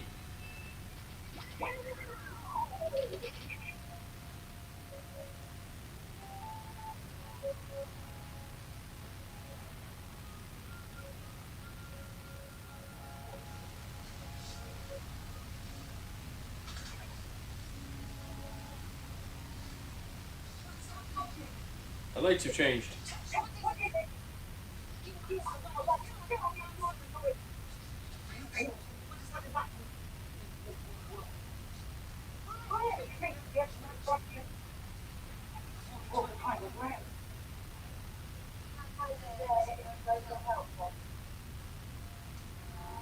Again, as you said, Chris, the actors are really sort of committing to what's going on in the story. They really sort of selling the point. It is difficult to take when they are dressed that way, but it's.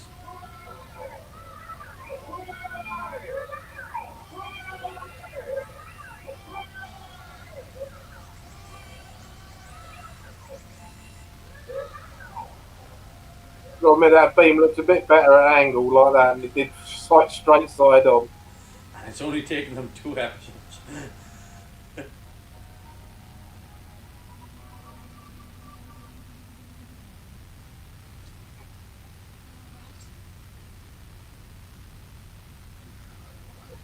I mean, I suppose it's also going to depend as well on how heavy an effects the episode is.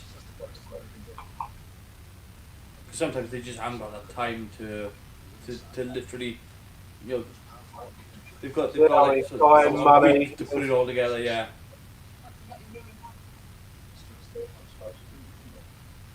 I mean, it would be tricky to do sort of today with After Effects and stuff like that, whereby they're doing a similar sort of volume, whereby okay, they've got a team of people doing it, but a team of people are going to like 4 or 5 people.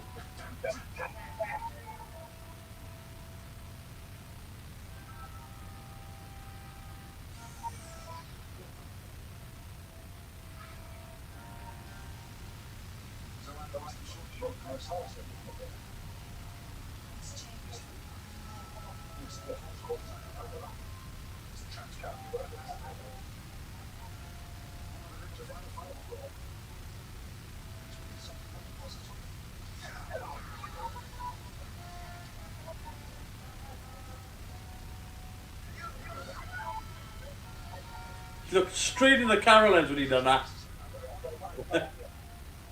It was slightly unnerving, I've got to be honest.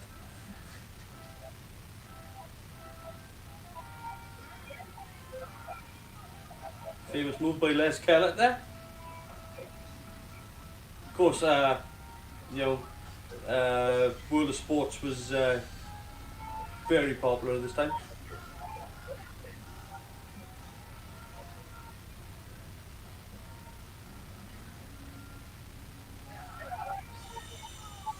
People taking lessons from like Johnny Saint.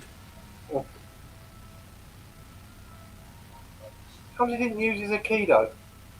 Yeah, well, he kind of did. He kind of did. Again, he's been a bit more rough and tumble.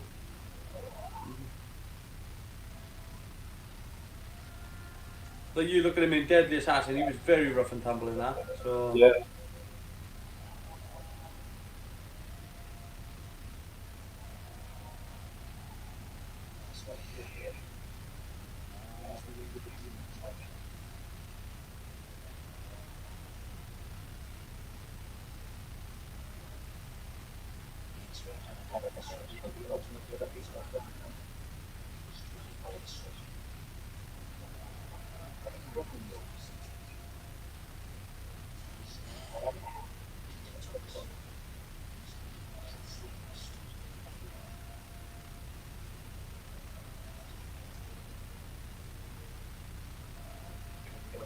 I find him to be a very sort of he's very good. He draws you in to his character. Yeah. It's almost like he's overacting a little bit, but it's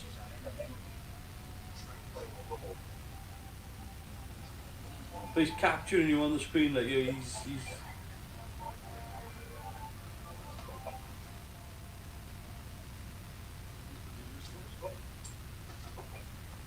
let's have a look.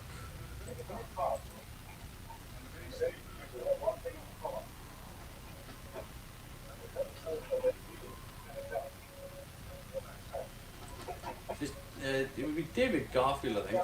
Yes.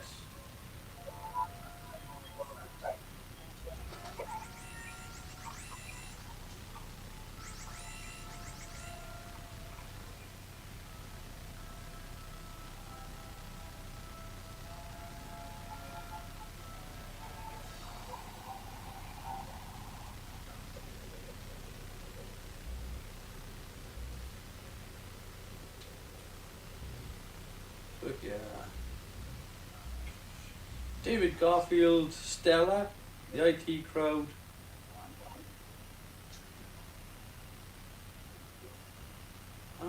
The Sixth Doctor Adventures miniseries 2010. Professor Strem.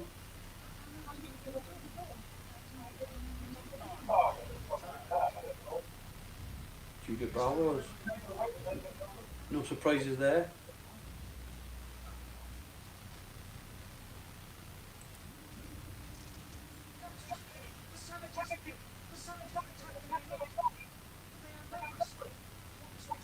Was the voice of Amos in Jesus of Nazareth. Okay. Fair enough. So,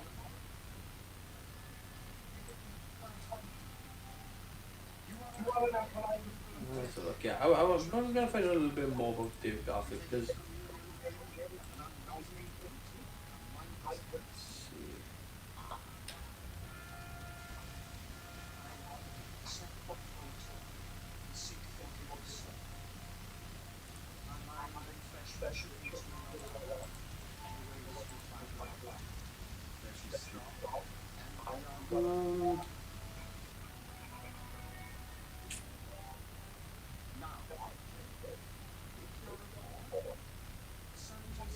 That bow they do to each other in this, that is very British 70s sci-fi, isn't it, doing stuff like that? Yeah.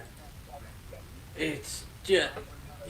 I mean, It's not the best bit. Let's put it that way. I tell you, there's a lot of stuff that they put in that I would wish that they hadn't done. Again, it just humanizes stuff. There's really stuff. I mean, not just here, but I mean, like in lots of sci-fi, whereby like I was watching what was it? I was watching the Next Generation, and there was an episode in the Next Generation with the Perfect Mate with Frank Jansen in it, and she's this alien that's getting married, and when she gets married, she's got this white bridal dress on, and I'm thinking to myself, well, humans do that, but why are aliens doing that? Why is she wearing a white bridal dress for a wedding day? And it was just like, there's no need to. By doing that, you've actually just de-aliened them. Yeah. I mean, I know exactly what you mean. I mean, when I'm watching stuff like that, and I say to you, like, I switch off to it, I just think, oh yeah, white for wedding, universal constant, and just get past it. Yeah, but when you deal with the alien characters, their sort of wedding ceremony or things like that should be different to how humans do it. Yeah. It just should be. It should have the same meaning, the same context, but just different.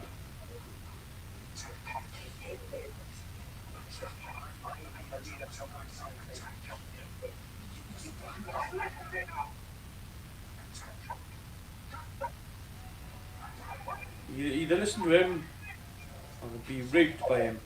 I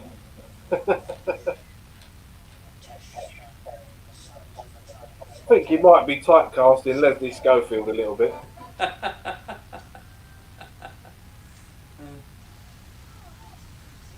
It's a Schofield thing. The other Schofield had it as well with the gopher. Easy. Don't want your channel switched off permanently. No.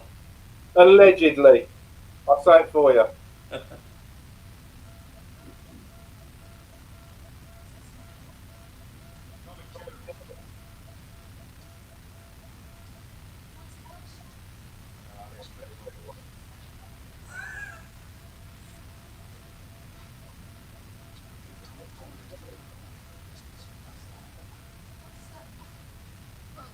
Again, the problem with guys that the things he does well, he does really, really well. But the things he does bad, it trips itself up on. Like, a lot of this stuff works really brilliantly. But then you've got some really sort of very pantomime set pieces.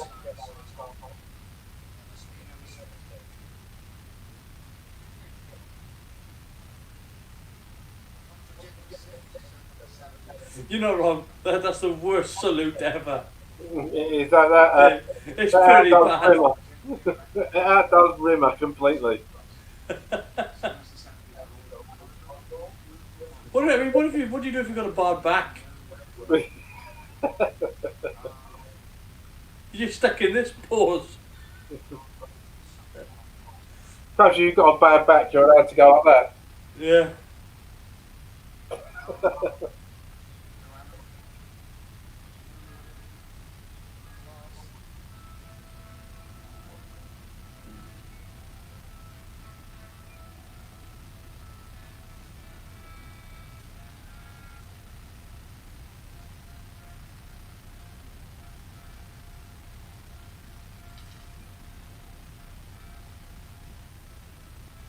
If I remember right, this is the one with the red clock in it, isn't it?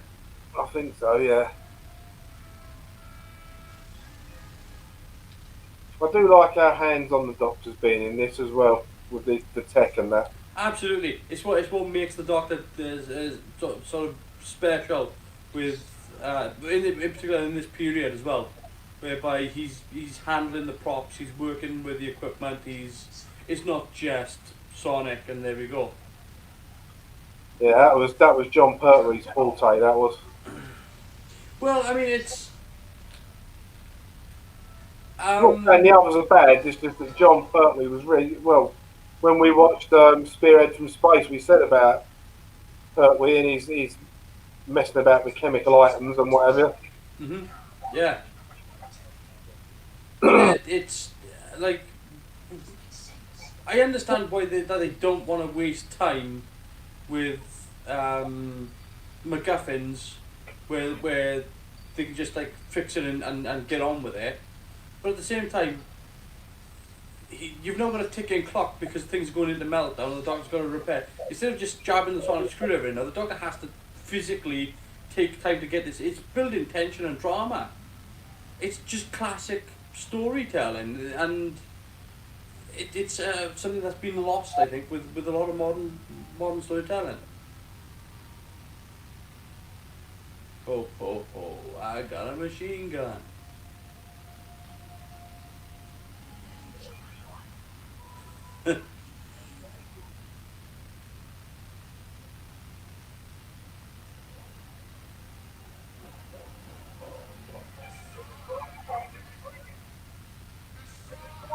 I could. Do you know? It'll be funny. I think I would quite like that gun as a collectible.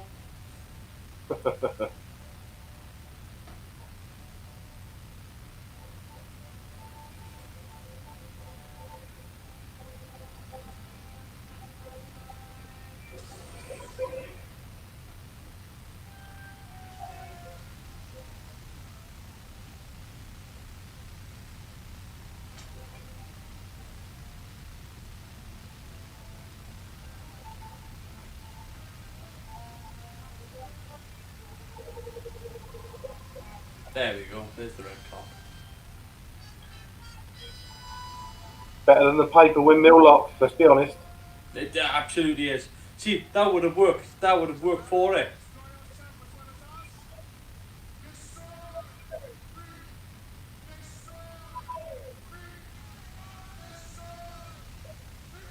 Yippee-ki-yay!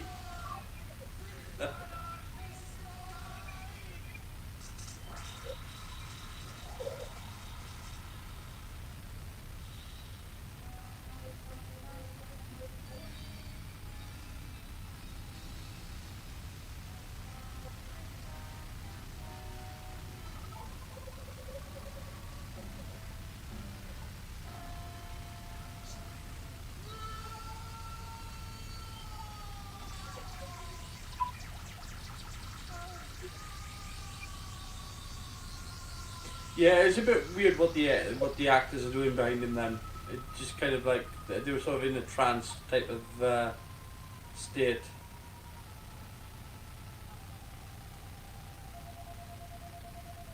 They weren't really in a rush to kind of stop him. I don't know what he could have done differently there though.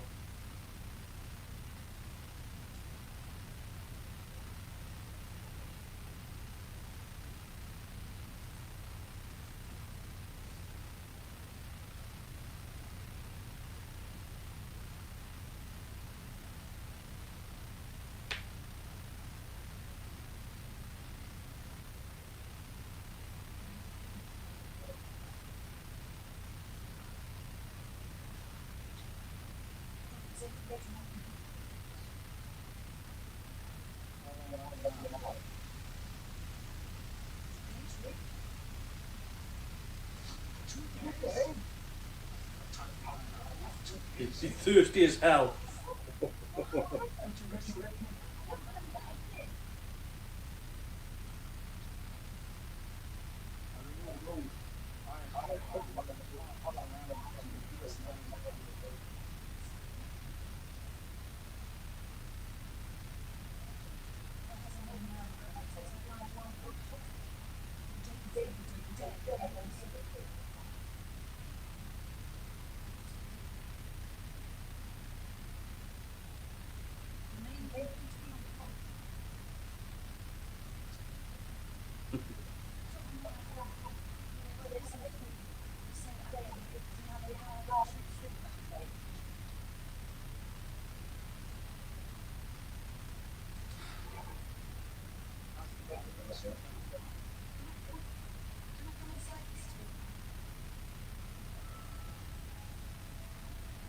It's a good thing she said that to him, not the other way around. Matron.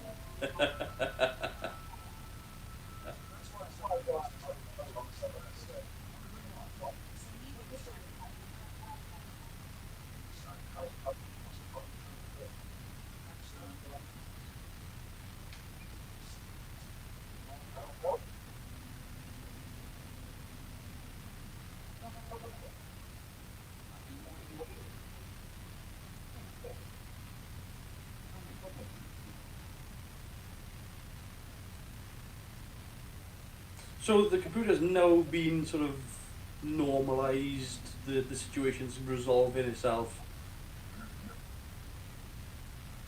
Put the Windows 10 disk in the drive and chose the repair option. Mm-hmm.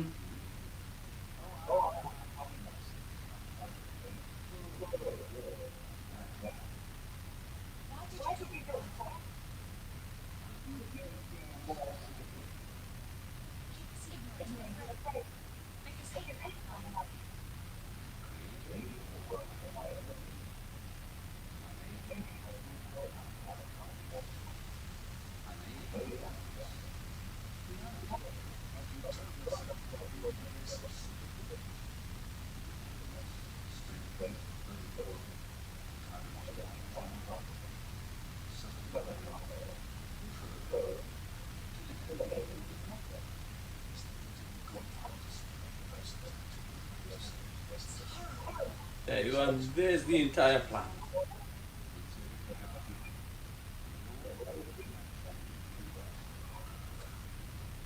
Just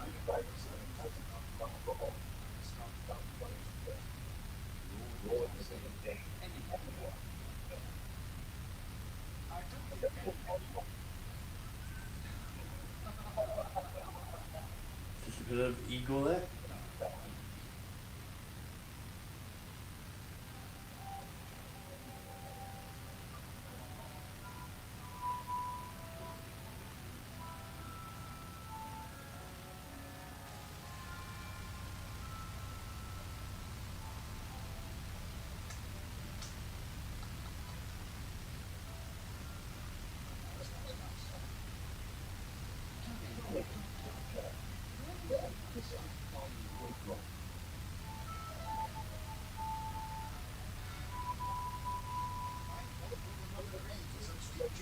I mean, it's an interesting sort of way to unfold the end, because normally now the Doctor would already be in the TARDIS and gone.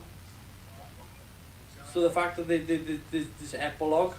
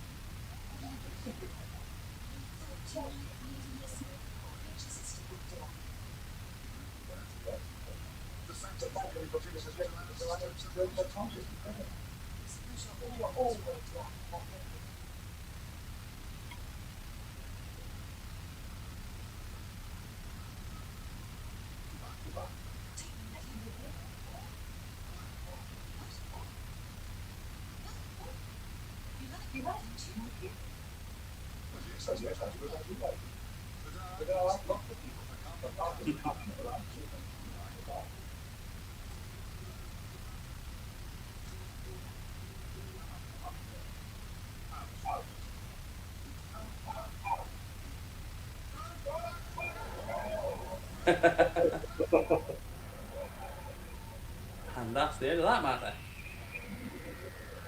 That's the end of the Face of Evil.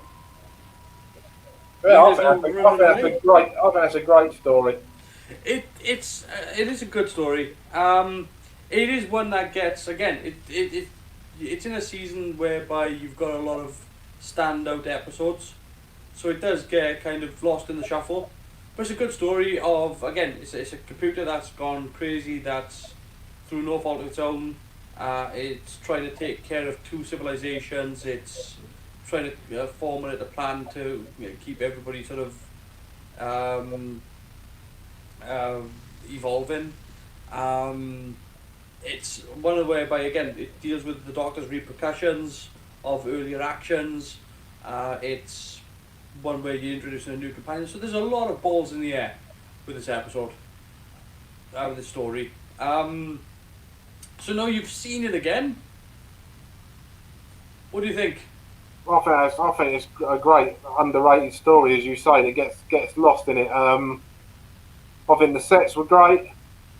I think it's only really, as you pointed out, the effect of the ray gun was a bit poor, but it wasn't laughably poor. It was just poor. The thing is, the reason why I point out the ray gun not because it was just a bad effect.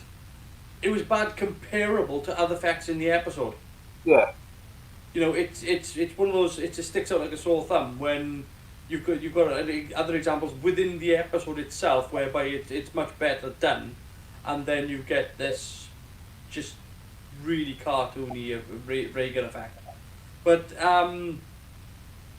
yeah, it's a story that's again it's been taken pieces of from other sci-fis. You know, Undiscovered Country got bits in there. You've got other stories in there. Like I said, there's elements from Forbidden Planet, all these different sorts of things. It's been put through the Doctor Who filter and churned back out with the introduction of Leela. It's again, it is another story whereby the Doctor is dealing with his own repercussions of his own failings, and I think that it's not just a having to deal with an evil component, which tends to be become very one note with Doctor Who, is the fact that you can just be dealing. It's either you're dealing with an alien invasion, you're dealing with some evil dictatorship, or you're dealing with this was dealing with a dictatorship out of necessity and out of consequence that was beyond control. So I think that's what made it a little bit more nuanced, as opposed to just outright sort of, oh, we have to beat the bad guys. So yeah, I mean, and we're talking about a production here. Again, this is pre-Star Wars, so at this point, sci-fi is still being sort of given this sort of pushed aside sort of treatment. It's only when really it's where Star Wars comes into it, whereby people start going, oh, it's a thing, is it? Yeah, you would have thought Leslie Schofield being on Star Wars could have given him a few pointers. Yeah, exactly. Yeah. But it doesn't end well for him in Star Wars either, mind. No. So it gets blown into a million bits. No, but given the time period that it's in, this is still within that very much Westworld time period. This is whereby sci-fi is still in the it's in the stages of George Orwell.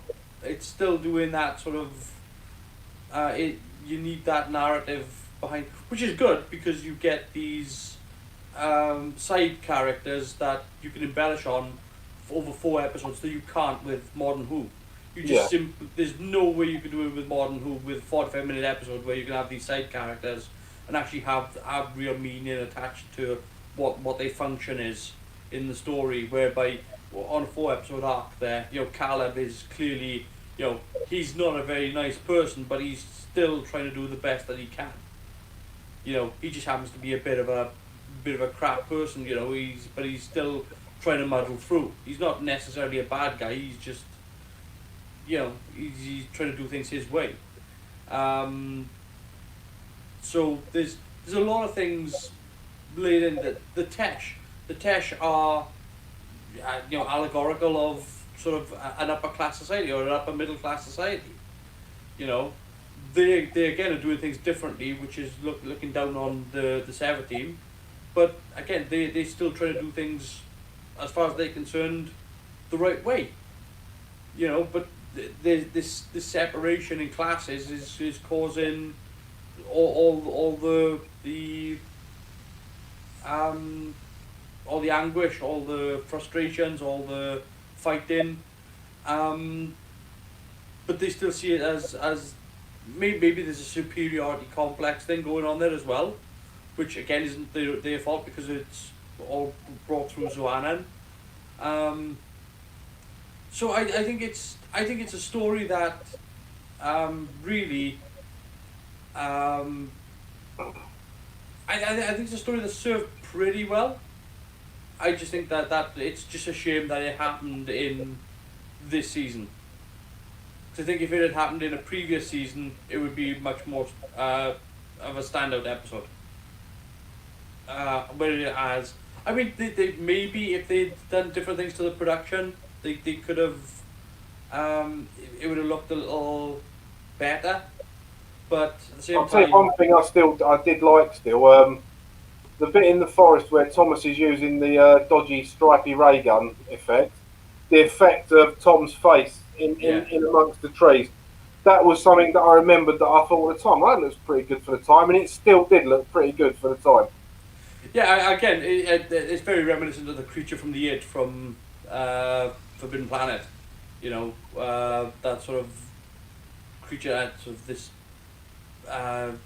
ghostly type shape that's this face attacking people. It's got that about it.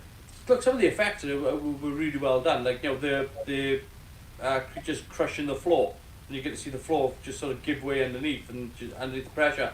And I get the same thing with the clock on the rock where it just gets crushed down. You know, it's there's a lot where it's done really, really well. I think if they had stepped up the production, the production values, if they'd, you know, maybe if they'd done all the cave stuff at like Wookiee Hole or something like that instead of in the studio and shot in a forest instead.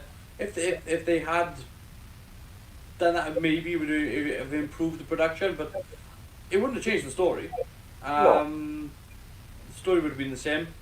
I would have slapped the cameraman around the ear for the corridor shots, just because you don't give away stuff like that. There's plenty of examples whereby people do that, and it's just like you just people have gone all this time to build these things this particular way. It's like showing the magician how the magician does the trick, you know. I mean, Is that more down to the director than the cameraman, though, isn't it? Stage management. Because the director's probably going to be pretty standoffish. He's going to be in the gallery than be on the floor at this point, anyway.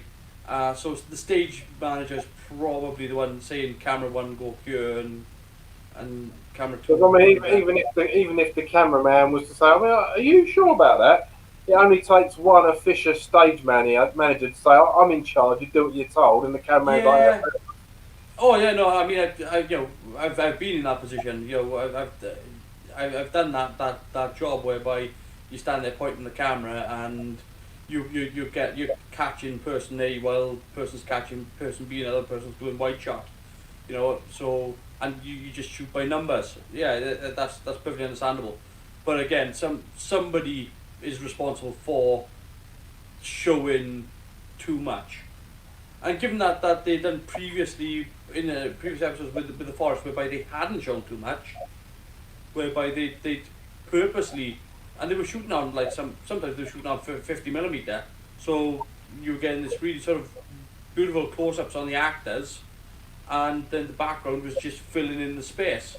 So it was there, but you couldn't quite make out what everything was. So it looked really good, and the lighting was really good. But then you got to episode 3, and then all of a sudden all the lights come up, and then they started giving away how the trick was done, you know. So, I mean, if I'm going to be honest about the story wise, I'd give it an 8 out of 10 for story. Yeah, I think I'd give it an 8 out of 10. I would give it 8.5, but I'm taking off half a mark for that poxy bloody salute bow, because that's the only bit in it that's cringy. Well, I mean, you got the Tesh outfits, which just look ridiculous. You've got the stupid bloody. First of all, you know, if it's not the hokey cokey, now it's the whole dip down. That's pretty bad. But again, production value wise, I mean, when they're in the computer core section, it looks pretty good. But when he's in that bloody sit down control booth area, it's made up of, you know, food baskets and the tent poles, and you just like, how can you on one set be like doing that and then on another set do that when you've got a corridor which is made out of, it appears to be plant pots turned upside down, but at the same time, they've done enough with it to make it not be a plant pot. So I taking points off of that. The ray gun gets points off, given I'm taking points off for the effects that were done inside the episode. Like when they're standing in front of the big face of Tom Baker, it looks great. So there's no real excuses there. You can't elevate and do something really, really well and not expect to have points taken off when you do something really, really bad. So I'm not basing it on what they could do today. I'm basing it on what they did then. So it's points off. So I'm giving it an 8. On the plus side, if we ever meet in real life now, we have got a greeting we can do. Yeah.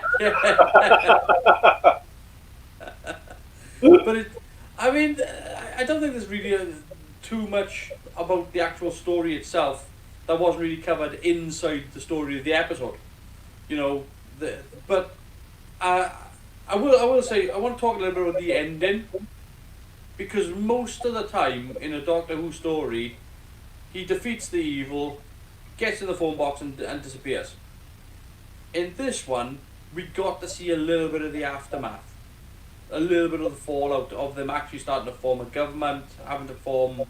I think government's a bit of a strong word, because you don't really see that much of the Tesh or the 17. There's like 8 people. Yeah. I think the reason they put that bit on the end really was to set up to Leela, oh, you can be in charge, and then say, I don't want to be in charge, Doctor, and then leg it after him and then into the tide. That for me, that part there, although it was different to see that for a change, that was purely set up for Leela to leg it to the TARDIS. Yeah, yeah, it could be, but I think that it was kind of, it's an odd finish to a Doctor Who when to have an epilogue after everything's. I don't want to say it's anticlimactic, but they've had this whole big fallout. They've had all the fight in the corridor. But if you compare it to the epilogue at the end of the Deadly Assassin, it's not so bad after all, is it? Oh, and yeah. Again, I'm not gonna get into that. That's just that's got to be the worst ending to any. Yeah, we covered that properly. Yeah, it's just the fact that I find it to be an odd finish, because they dwell on what happens afterwards, after everything's been put right. Maybe it's because it starts with everything being so wrong because of the Doctor, that he's there to make sure everything's right at the end. And yeah, you're right. It's there. It's building that sort of moment for Leela to leave. And she's committed to being with the Doctor. She's very much like, why doesn't she want to be here? Because she doesn't feel like this is for her. Louise Jameson as well. Again, her chemistry with Tom is pretty solid, actually. You'd never have known that they were sort of standoffish to each other at the start here, because they did grow to work with each other really well. But what do you think of Tom Baker's actual stand on this whole I want to be just the Doctor by myself? But it would have been something different, wouldn't it? Because there'd been companions all the way through, so I can see why you'd want to try something different. But I still think you need a companion to be the way in for the audience, so that if there is any techno babble, they can say, "What do you mean, Doctor?" and the Doctor can explain it in English, so we all understand it as well. Yeah, see, I do want to say, like, oh, you should have a companion with the Doctor, but at the same time, the 2 episodes where we don't have a companion are 2 very memorable episodes. In Heaven Sent and in Deadly Assassin. Those are 2. Heaven Sent is a knockout episode of Doctor Who, with Peter Capaldi. So to say that he has to have a companion, maybe once in a while he can ditch a companion, but I mean, if he had said at the time, oh, I can do it by myself, I don't need a companion, I don't know where his thinking is for that, because I don't understand. Like, he done the fourth wall break at the start of this episode with the handkerchief and the knot, and if that's the way Doctor Who's gonna go without a companion, then thankfully they made sure that he had one, because where do you stand on that? Because to me, the fourth wall break is just a no. I'm not that much of a fan of it. That should be left to the likes of Ryan Reynolds in Deadpool when it really does work. But that was as a one-off. I can quite happily let it slide. But yeah, if that had been the beginning of every episode, the Doctor talking to the audience, then no, that would have really made a pantomime out of it. Yeah, it really would have been pantomime territory then. Well, that's kind of my point, is because I think that we get swept along with the story. I don't think that we need to be pulled into the story, which is what they're trying to do, which is trying to include the audience as another companion. Whereby I think that we don't really need that. We as an audience, we're seeing things through the eyes of the cameraman. So we're seeing what they want to show us. And it didn't happen again for nearly 40 years, because the next time they did that was also Peter Capaldi, weren't it? At the beginning of Before the Flood, when he explained the bootstrap paradox. Yep.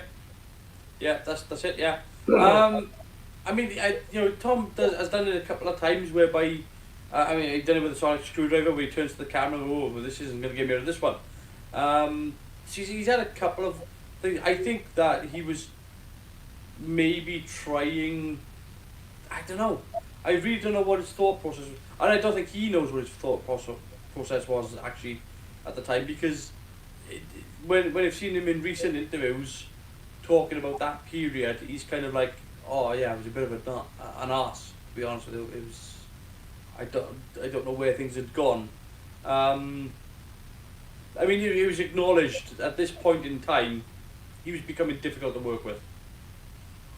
So he's not quite there yet, but we get into that period whereby, he's kind of Tom Baker Doctor, as opposed to Tom Baker the actor working as Doctor Who. He's kind of sewn himself into the role then.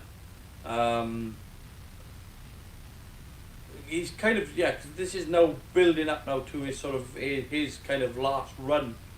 No, 77 going into 78, well 78, 79, 80. He's got 4 years. He's got 4 years, so I think he's probably after the next series. I think that's when that really starts. I mean, you've got you look at series 15. I mean, you've got Fang Rock, which is another great episode. Yeah. The Invisible Enemy. Which may have been the creature effects I was originally thinking of for this episode. So yeah. We got Image of the Fendal. Yeah. The Sunmakers. Underworld, and then we go into the Invasion of Time. So yeah, Doctor Who.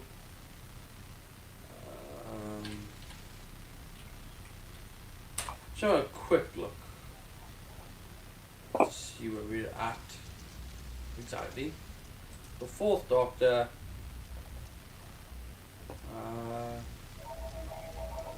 Horror Fan Rock.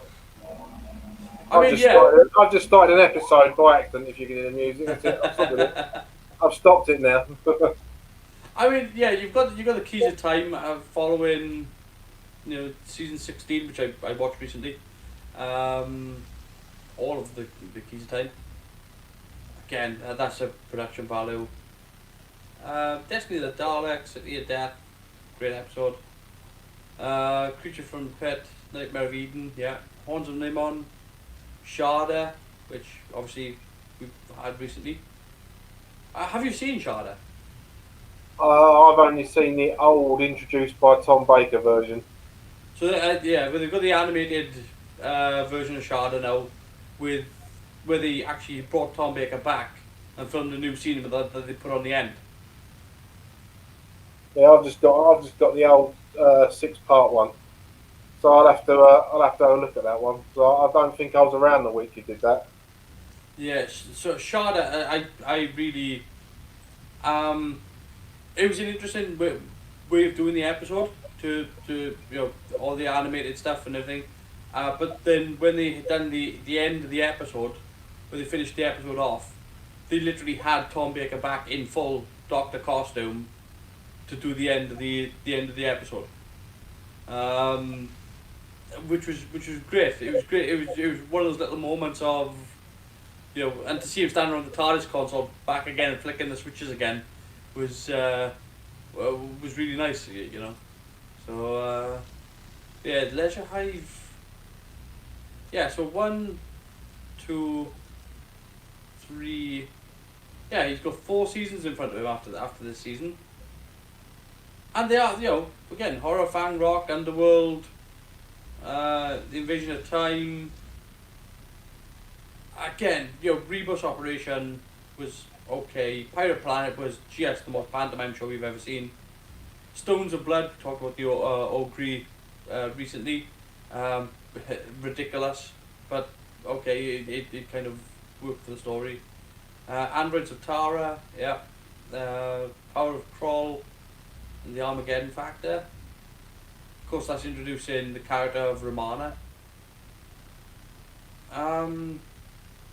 Destiny of the Daleks introduces, of course, Romana 2. City of Death, from the Pit, Nightmare Eden, Horns and Nimmo Sharda, Leisure Hive, Meglos, Full Circle, State of Decay, Warriors Gate, Kira Traken, and Legopolis, and then we're into Peter Davison.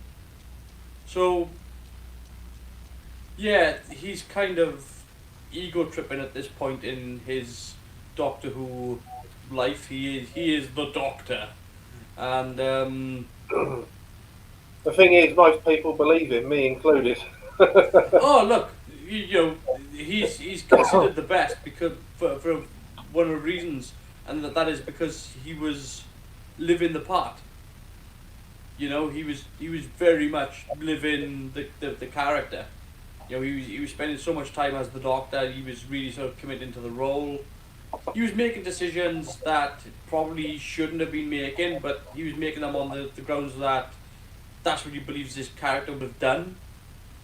So, yeah, there are times whereby he might have been difficult to work with, but quite honestly, a lot of actors find it difficult to work with some directors, but they normally get the best work out of them.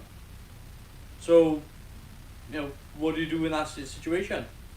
As for Face of Evil, with the introduction of Leela, she's a good juxtaposition character for him. She's very much the antithesis of the Doctor. The Doctor is all logical and scientific and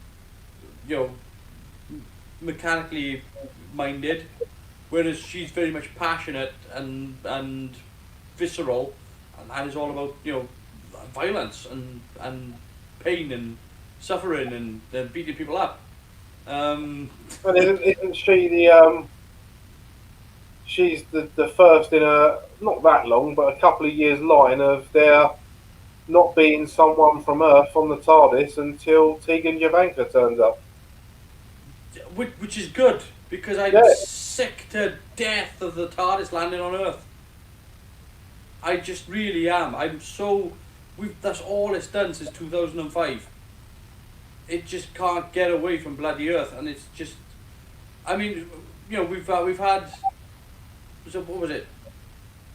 In this series we had Mask of Mandragora, which was Italy.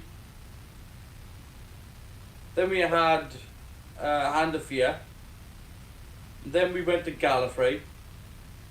Now we're in to this. I can't even remember the name of the planet. Oh God, we just watched it. So I can't remember either. but I mean the point is that there's a nice mix here, and then with the next one, then we go into Robots of Death. So, there's a nice sort of mix of alien worlds being thrown in here. And of course, next week we are doing Robots of Death. And I have to say, I can tell you right now, I love that episode. Robots of Death is over the top in so many ways, where the villain is almost a Bond villain crossed with Captain Hook from Peter Pan. But they lean so much into it that he's a preposterous villain that is just fun to watch. And how good are the robots anyway? Yeah, no, I like the robots, but the villain is this big sort of flamboyant, over the top villain, where, particularly when he outs himself. Well, as soon as he outs himself, it's hilariously good. But that's for next week. This week though, I don't know really have a lot to say now left for Face of Evil. I will be interested to see. I'm wondering what this will look like when the Blu-ray comes out, because having seen the 16mm and how clean it is, I think it could look really good. But I think that it is one of those episodes that needs a bit of touch up. If they could redo the effects, I would recommend it.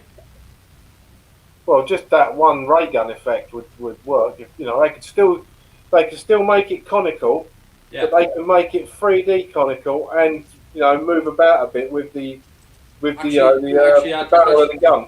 Yeah, actually attach it to the front end of the gun. That would be nice. I'm gonna have a quick look here. The Face of Elvis. Doctor Who. I'm just curious as to if there's any If images you actually of type in the Face of Elvis. it. The Doctor's fighting him.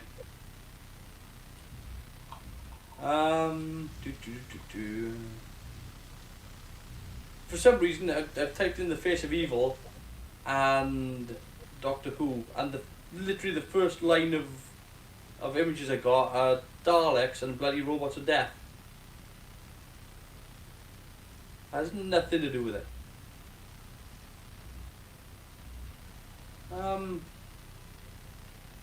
It's a shame.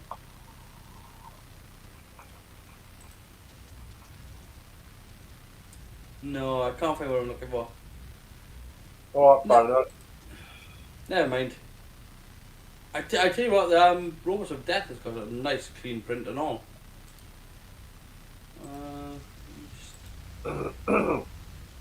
A lot of the Tom Baker stuff was.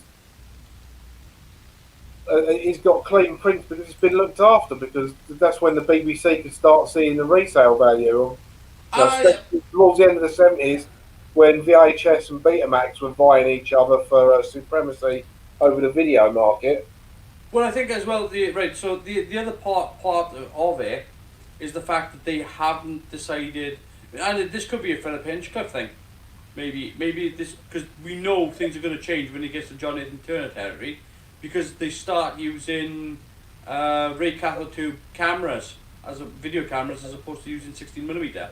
Because right now, at this point in time, they're recording stuff onto either an Eclair NPR or an RE 16mm.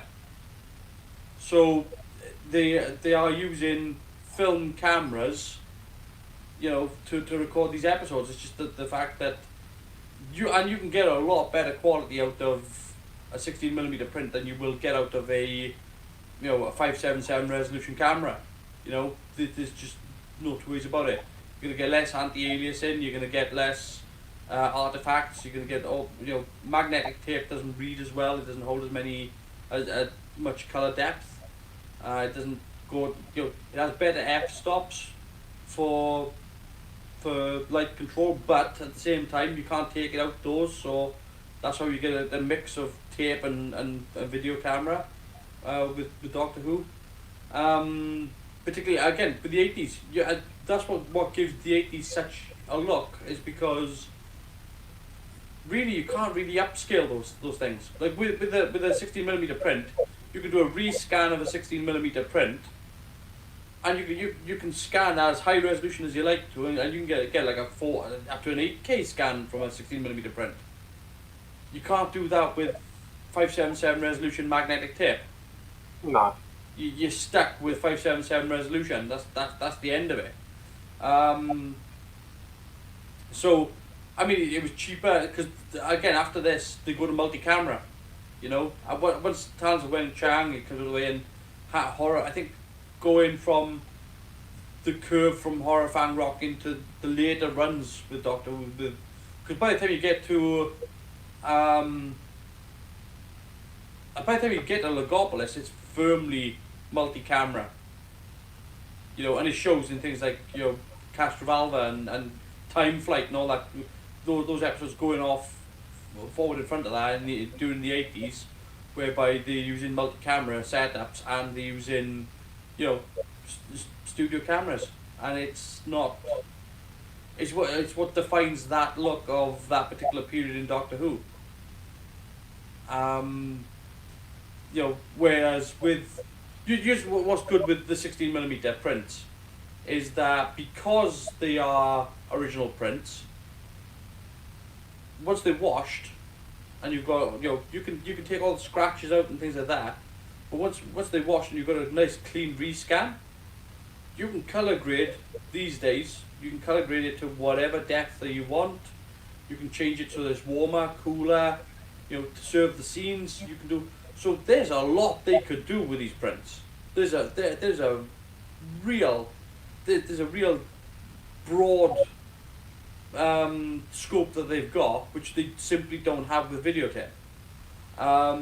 Which is why, you know, even today now, when they were shooting on, I mentioned this before, when they were shooting on the RE for the digital camera for Christopher Eccleston's run, it's a 720p camera. Well, you're stuck at 720p. You can't do any more than that. You know, it looks good, but that's the full range of the camera. You know, whereas the 16mm prints have just a bigger scope. You know, it's more expensive, a hell of a lot more expensive, which is probably why they made the switch, because processing that film, I mean, these days if you were going to process 400 feet of 16mm, it'd probably cost you about £200. You know, and that's giving you 10 minutes of film. Whereas doing it digitally doesn't cost you anything. So, I suppose on the plus side, I mean, especially with stuff that was shot at 720, there are tools now to successfully upscale it where it doesn't look as artifacted as it used to. It's not perfect, but it's getting better. Yeah, it is getting better. The only thing is, I've seen people put up examples of upscaling, and some people haven't really understood the process. I've seen people whereby they've gone, oh look, we've upscaled this video from this print from 1900 and, you know, 1900, like New York in 1911, and they've upscaled it to 4K. The problem is that they've taken the print, they've washed it, they've scanned it, and they've scanned it in high resolution. Well, a 35mm print from 1911 is already in 8K. You can't upscale from 8K to 4K. That's a downscale. Yeah. You know, but the fact that it looks like a clean print and it looks really good. Yeah, the AI has done a good job on it of taking out scratches and dings and things like that. That's brilliant. But they haven't upscaled it. They've what they've done there is they've just taken a really, really good clean scan. So I mean, again, like if we looking at equivalencies now, there's no real equivalent for, because you can blow a 16mm up to 8K if you wanted to. There's no real equivalence for, you know, resolution. what I would say is that, look, if you're gonna shoot on a digital camera, most digital cameras are not what they say they are. Like a 4K digital camera, I've got a 4K digital camera right here. There you go. This is my RX 100. This is a 4K digital camera. It's a lovely camera, beautiful camera. It's not 4K. It says it's 4K. It's got the words 4K written on it, and it's got a lovely length. But it's a 2.5K because it's missing what digital cameras miss is the fact that on a film camera has a layer of red, a layer of green, and a layer of blue, and that's how it builds the picture. These cameras have pixels which run in red, green, and blue, but they go red, green, red, green, red, green, red, blue, red, blue, red, blue, red, blue, red, green, red, green, red, green, red, blue, red, blue. So they're missing 50% blue and 50% green. So what you've got is 50% red, 25% green, 25% blue. So you're missing half the. You miss it. You've only got like 0.75% of the actual picture. So 0.75 of that is going to be 2.5K, not 4K. Does that make sense? Yeah. I hope so. But that's how they work. That's why when people say, "Oh, they're shooting on a 4K digital camera," they're not. They very much not. The equivalent of it on film would probably be a 2.5K film camera, which is probably say a Super 8 or a 16mm. So it's hard to say what the equivalent of those are, because there's no. If you're going to record something on, say, 16mm, then the grain in the film is going to determine by what ASA film you're using, whether or not it's tungsten film, whether or not it's there's so many things that are going to determine the quality of the picture. That has nothing to do with pixel rate. Whereas today it's all about pixel rate, and it's a gimmick selling point really, whereby a good picture's a good picture. It doesn't matter. It's better to have somebody who knows what the hell it is that they shoot in, rather than somebody who doesn't know what they shoot in, but they've got an 8K camera. Yeah, no, I know what you mean. A couple of phones ago, I had a HTC 10, and it only had a 4 megapixel camera on it, but they were larger pixels to let light in. But it also had a secondary camera for depth, and it was one of the first phones to have it. And even though they're only 4 megapixel, by size, when I chuck it up on a 47-inch telly, the pictures look really crisp and sharp because I'm only displaying it at 1080. Yeah. So I know exactly what you mean. Because a lot of people say, "Oh, there's not a very good camera on that 4 megapixels." I'm like, yeah, you wait till you see the pictures it can take. And I miss that camera. It was bloody good. Yeah, no. I mean, like a lot of people get sucked into the fact that they get sucked into gimmicks, and it's always about upskilling. If you look at how things have changed now over, because we went 28 years with VHS tapes, right? Then we went like 14 years with DVD, and then it changed to Blu-ray. And now they change it from Blu-ray now to digital download, to Ultra HD, to all this, and it's about churning things over to get people to buy stuff. So they're coming up with a new gimmick as to how to get people to buy. So if you get a camera, it'll be, in the 2000s it was a case of this camera's got 4 times zoom. Well, this camera's got 8 times zoom. Yeah, but this camera's got 16 times zoom. Yeah, but this one's got 32 times zoom. Yeah, but this one's got 64 times zoom. This one's got 100 times zoom. I'm just thinking, I don't need to see something that close. Yeah, if I want to see that close, I'll get a bus. And they've done the same sort of thing now with cameras again, whereby now they've switched from zoom to pixel rate. Where my phone got a 1 megapixel camera. Well, mine's got a 3 megapixel. Mine's got a 5. Well, mine's got a 7. Mine's got a 9. Mine's got a 10. This one's got 100 megapixel. I don't care. Stop taking a photo of your feet. That's all they do is take a photo of their food and put it on Facebook. Stop doing it. I mean, I don't need to see your steak dinner in HD. It's all gimmick stuff. Whereas, if you ask any sort of, I was watching a nice little documentary with a cinematographer, and And basically he was just like, look, if you're worried about pixel rate, you're doing it wrong. Because you tell me how many pixels does the Mona Lisa have? It doesn't have any whatsoever. So stop, how many pixels does a Rembrandt have? How many pixels, a good picture's a good picture. It doesn't matter how it's made up. So, yeah, it can be nice to have the latest newfangled equipment, but really and truly, if you're going to shoot a beautiful image, like I said, Blade Runner 2049, people, I've got a 4K copy of that. Have you? Because they didn't shoot it in 4K. They shot that on the Arri Alexa, which is a 3.5K camera. So you tell me how you've got a 4K copy. They got a 4K copy because that's what it says, and they believe it, mate. They swallow it up. But seriously, it's one of those things whereby more cinematographers will shoot on something because it's their favourite genre, it's their favourite medium. They like the camera. Like a lot of cinematographers and a lot of cameramen like the old Eclair MPR because it was comfortable and sat on the shoulder well. They could walk with the camera and it would reduce the amount of jiggle and it was comfortable to hold. The Arri, you needed a tripod for it because it wasn't that comfortable to hold. It wasn't that comfortable to use. So, when it comes to getting some really lovely, clean prints for Doctor Who and things like that, what they did in the 80s was less preferable, but at the same time, they had to cut the budget. They couldn't afford to keep processing film all the time. So that's why Doctor Who ends up looking the way it does in the 80s. And but it does mean that what we've got now really truly doesn't need to be upscale. It doesn't need to be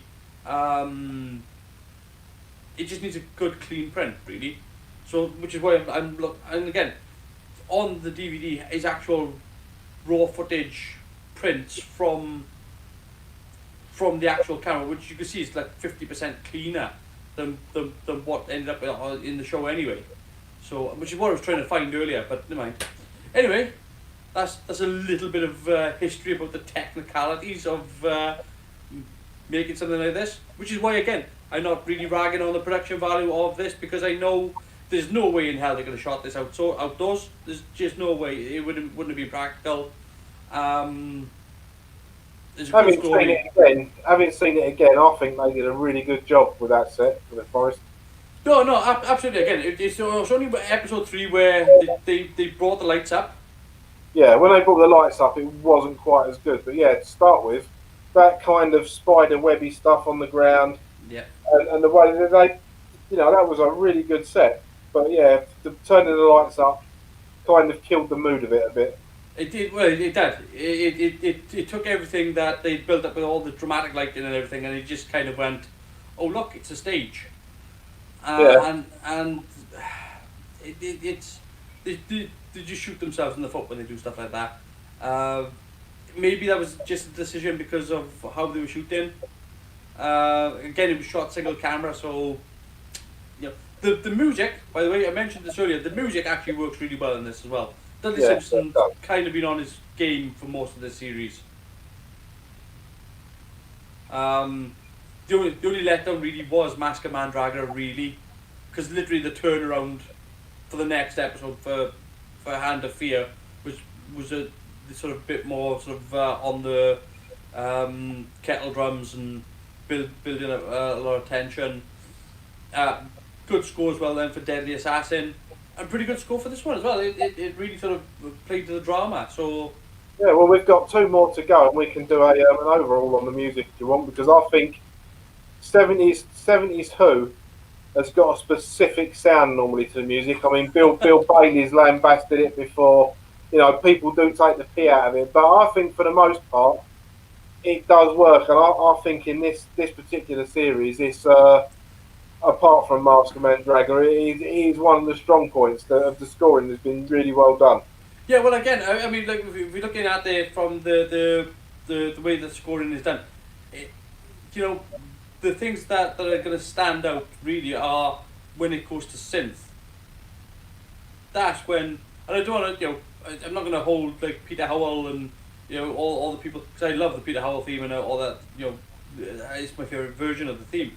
But later on, and we pointed this out probably when we were watching Battlefield, was how sometimes the score was just this inappropriate synth pop sound with this more auto drum being played over the top of it. Whereas now Dudley Simpson's actually really just thinking about how the score is playing to the scene. Yeah. So yeah, I mean, overall, with everything with the story, I mean, yeah, I'm not getting points off for production value. I'm not getting points off for the story itself and the execution of it is still getting an 8. I can't give it less than that. Yeah, no, I agree with you. I'll give it an 8 as well. One, I would have given it 8.5 as I said, but I've taken half off for the salute. If I tell you where I would improve it before we go. I'll tell you where I would improve it, and that is I would have put in a boatload more extras, just to pad it out.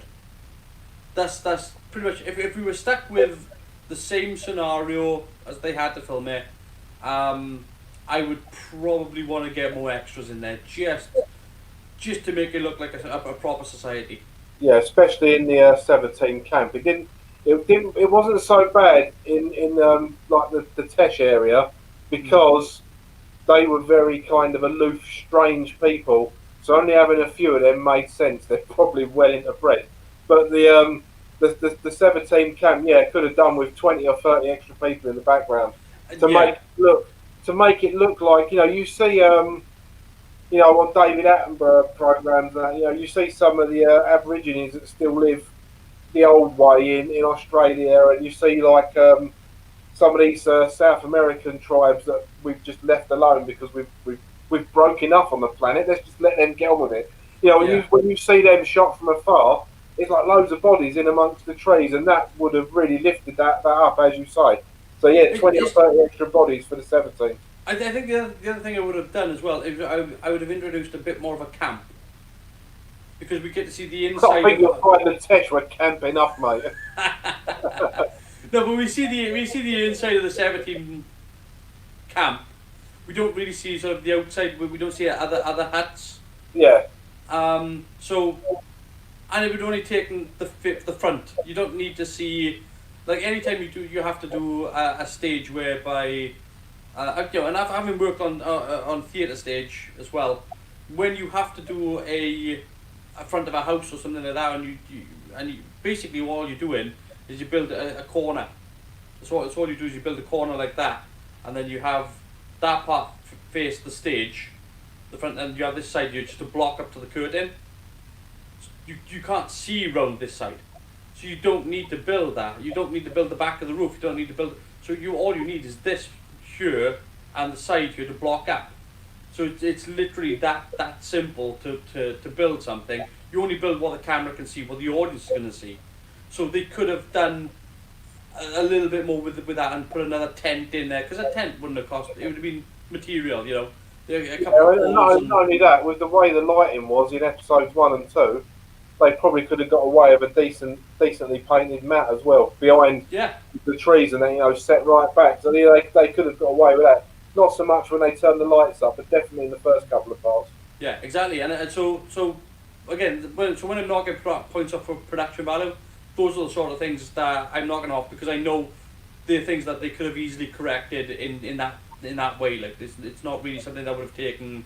I mean, it would have cost them more for extras. But if you got extras in the deep background as well, they don't have to be all wearing as intricately detailed costumes. You can just stick them in an oil skin and just stick them over there. They're just space fillers at that point. So there are things that they could have done which could have improved the but overall though, so far the series, the weakest one so far for me is anyways been Mask of Mandragora. Which same here, and even that weren't that bad. Yeah, because of the location they shot it in. Yeah, absolutely. Yeah, again, it was the wobbly sets and that bloody awful temple scene, you know, and the Yeah, walkie-talkie. and the music and those two guards. Yeah. So What, Fred? yeah, it's just yeah, it was just one of those things. So yeah, overall, I've enjoyed Face of Evil, and I look forward to next week when we'll be doing Robots of Death. So that's gonna have different production values again, but for, I think I enjoy Robots of Death a little bit more than this week, but for two reasons. One, I've got nostalgia a factor with Robots of Death because it's one of those Tom Baker stories that I grew up with. It's one of the ones that I always used to love watching as a kid. Also, it's a bit tongue-in-cheek as well. It's got this fun balance to it as well as this horror value to it. I think Face of Evil. I think Face of Evil is a good balancing act. It doesn't really have a horror element to it. It's got a thriller element to it. But I wouldn't. It's also got that classic Who feel to it, and that's that intangible quality that I always say to you I don't get with the newer stuff. Even the ones that I really like, and don't get me wrong, I really enjoyed watching the Eccleston run again. But that something was missing, and that something was present every time we watch something from the classic series, no matter which Doctor it is, even Castrovalva, you know, or even the Twin Dilemma, as poor as those episodes could be, they still have something about them. Do you know what I genuinely think it is? And that's during the classic era of Doctor Who, the Doctor was a stranger. Yeah, that could well be it. The Doctor was just a stranger that just showed up. The police box landed, and the strange person got out and would interfere with the situation. Whereas now, these days, the Doctor's a hero.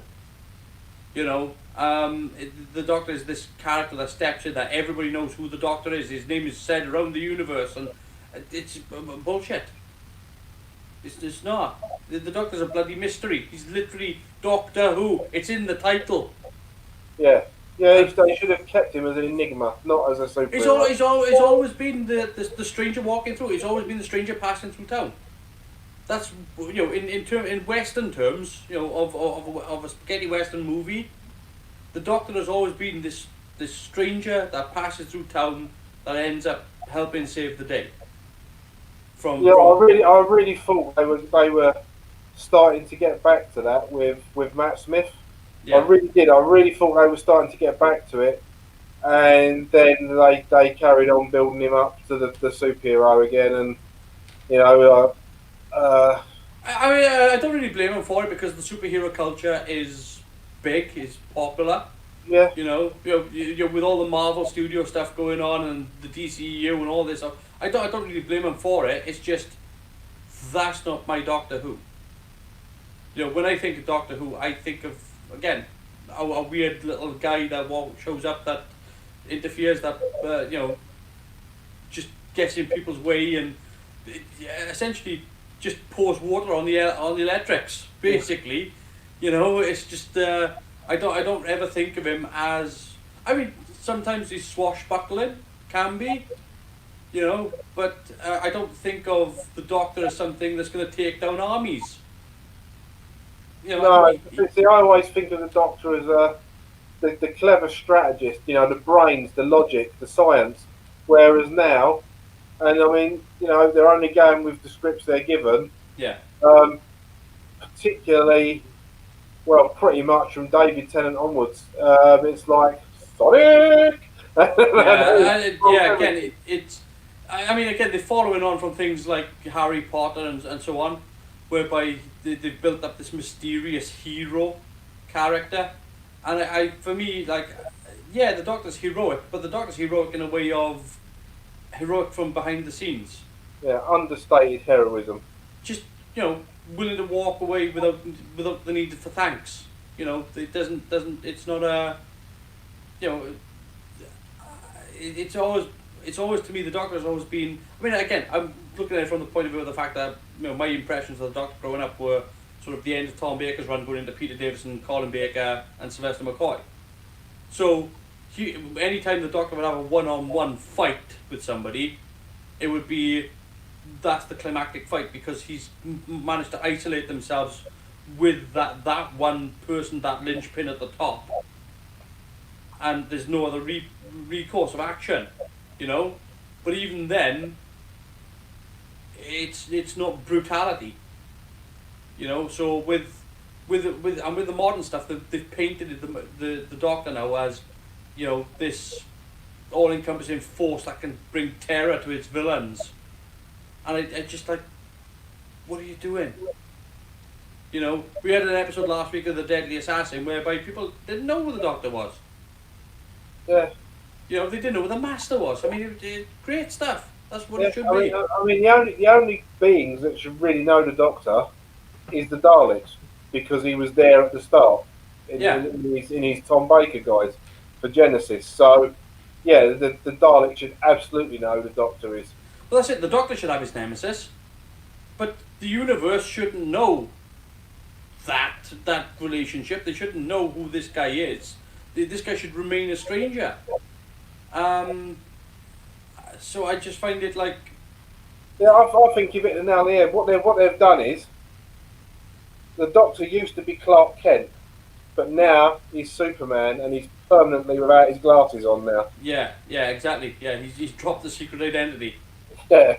Yeah, it's kind of he's turned into Iron Man. He used to be Tony Stark. He's now Iron Man. Yeah. So yeah, I think that's it. Anyway, that's going to do it for this week because we're nearly up to 3 hours. So hopefully you've enjoyed this. If you have, give us a thumbs up. I'll give you a thumbs up, mate. And we'll see you next week then for Robots of Death. Yeah. Take should be a care. good one. Have a good one. Yeah, take care. See you later.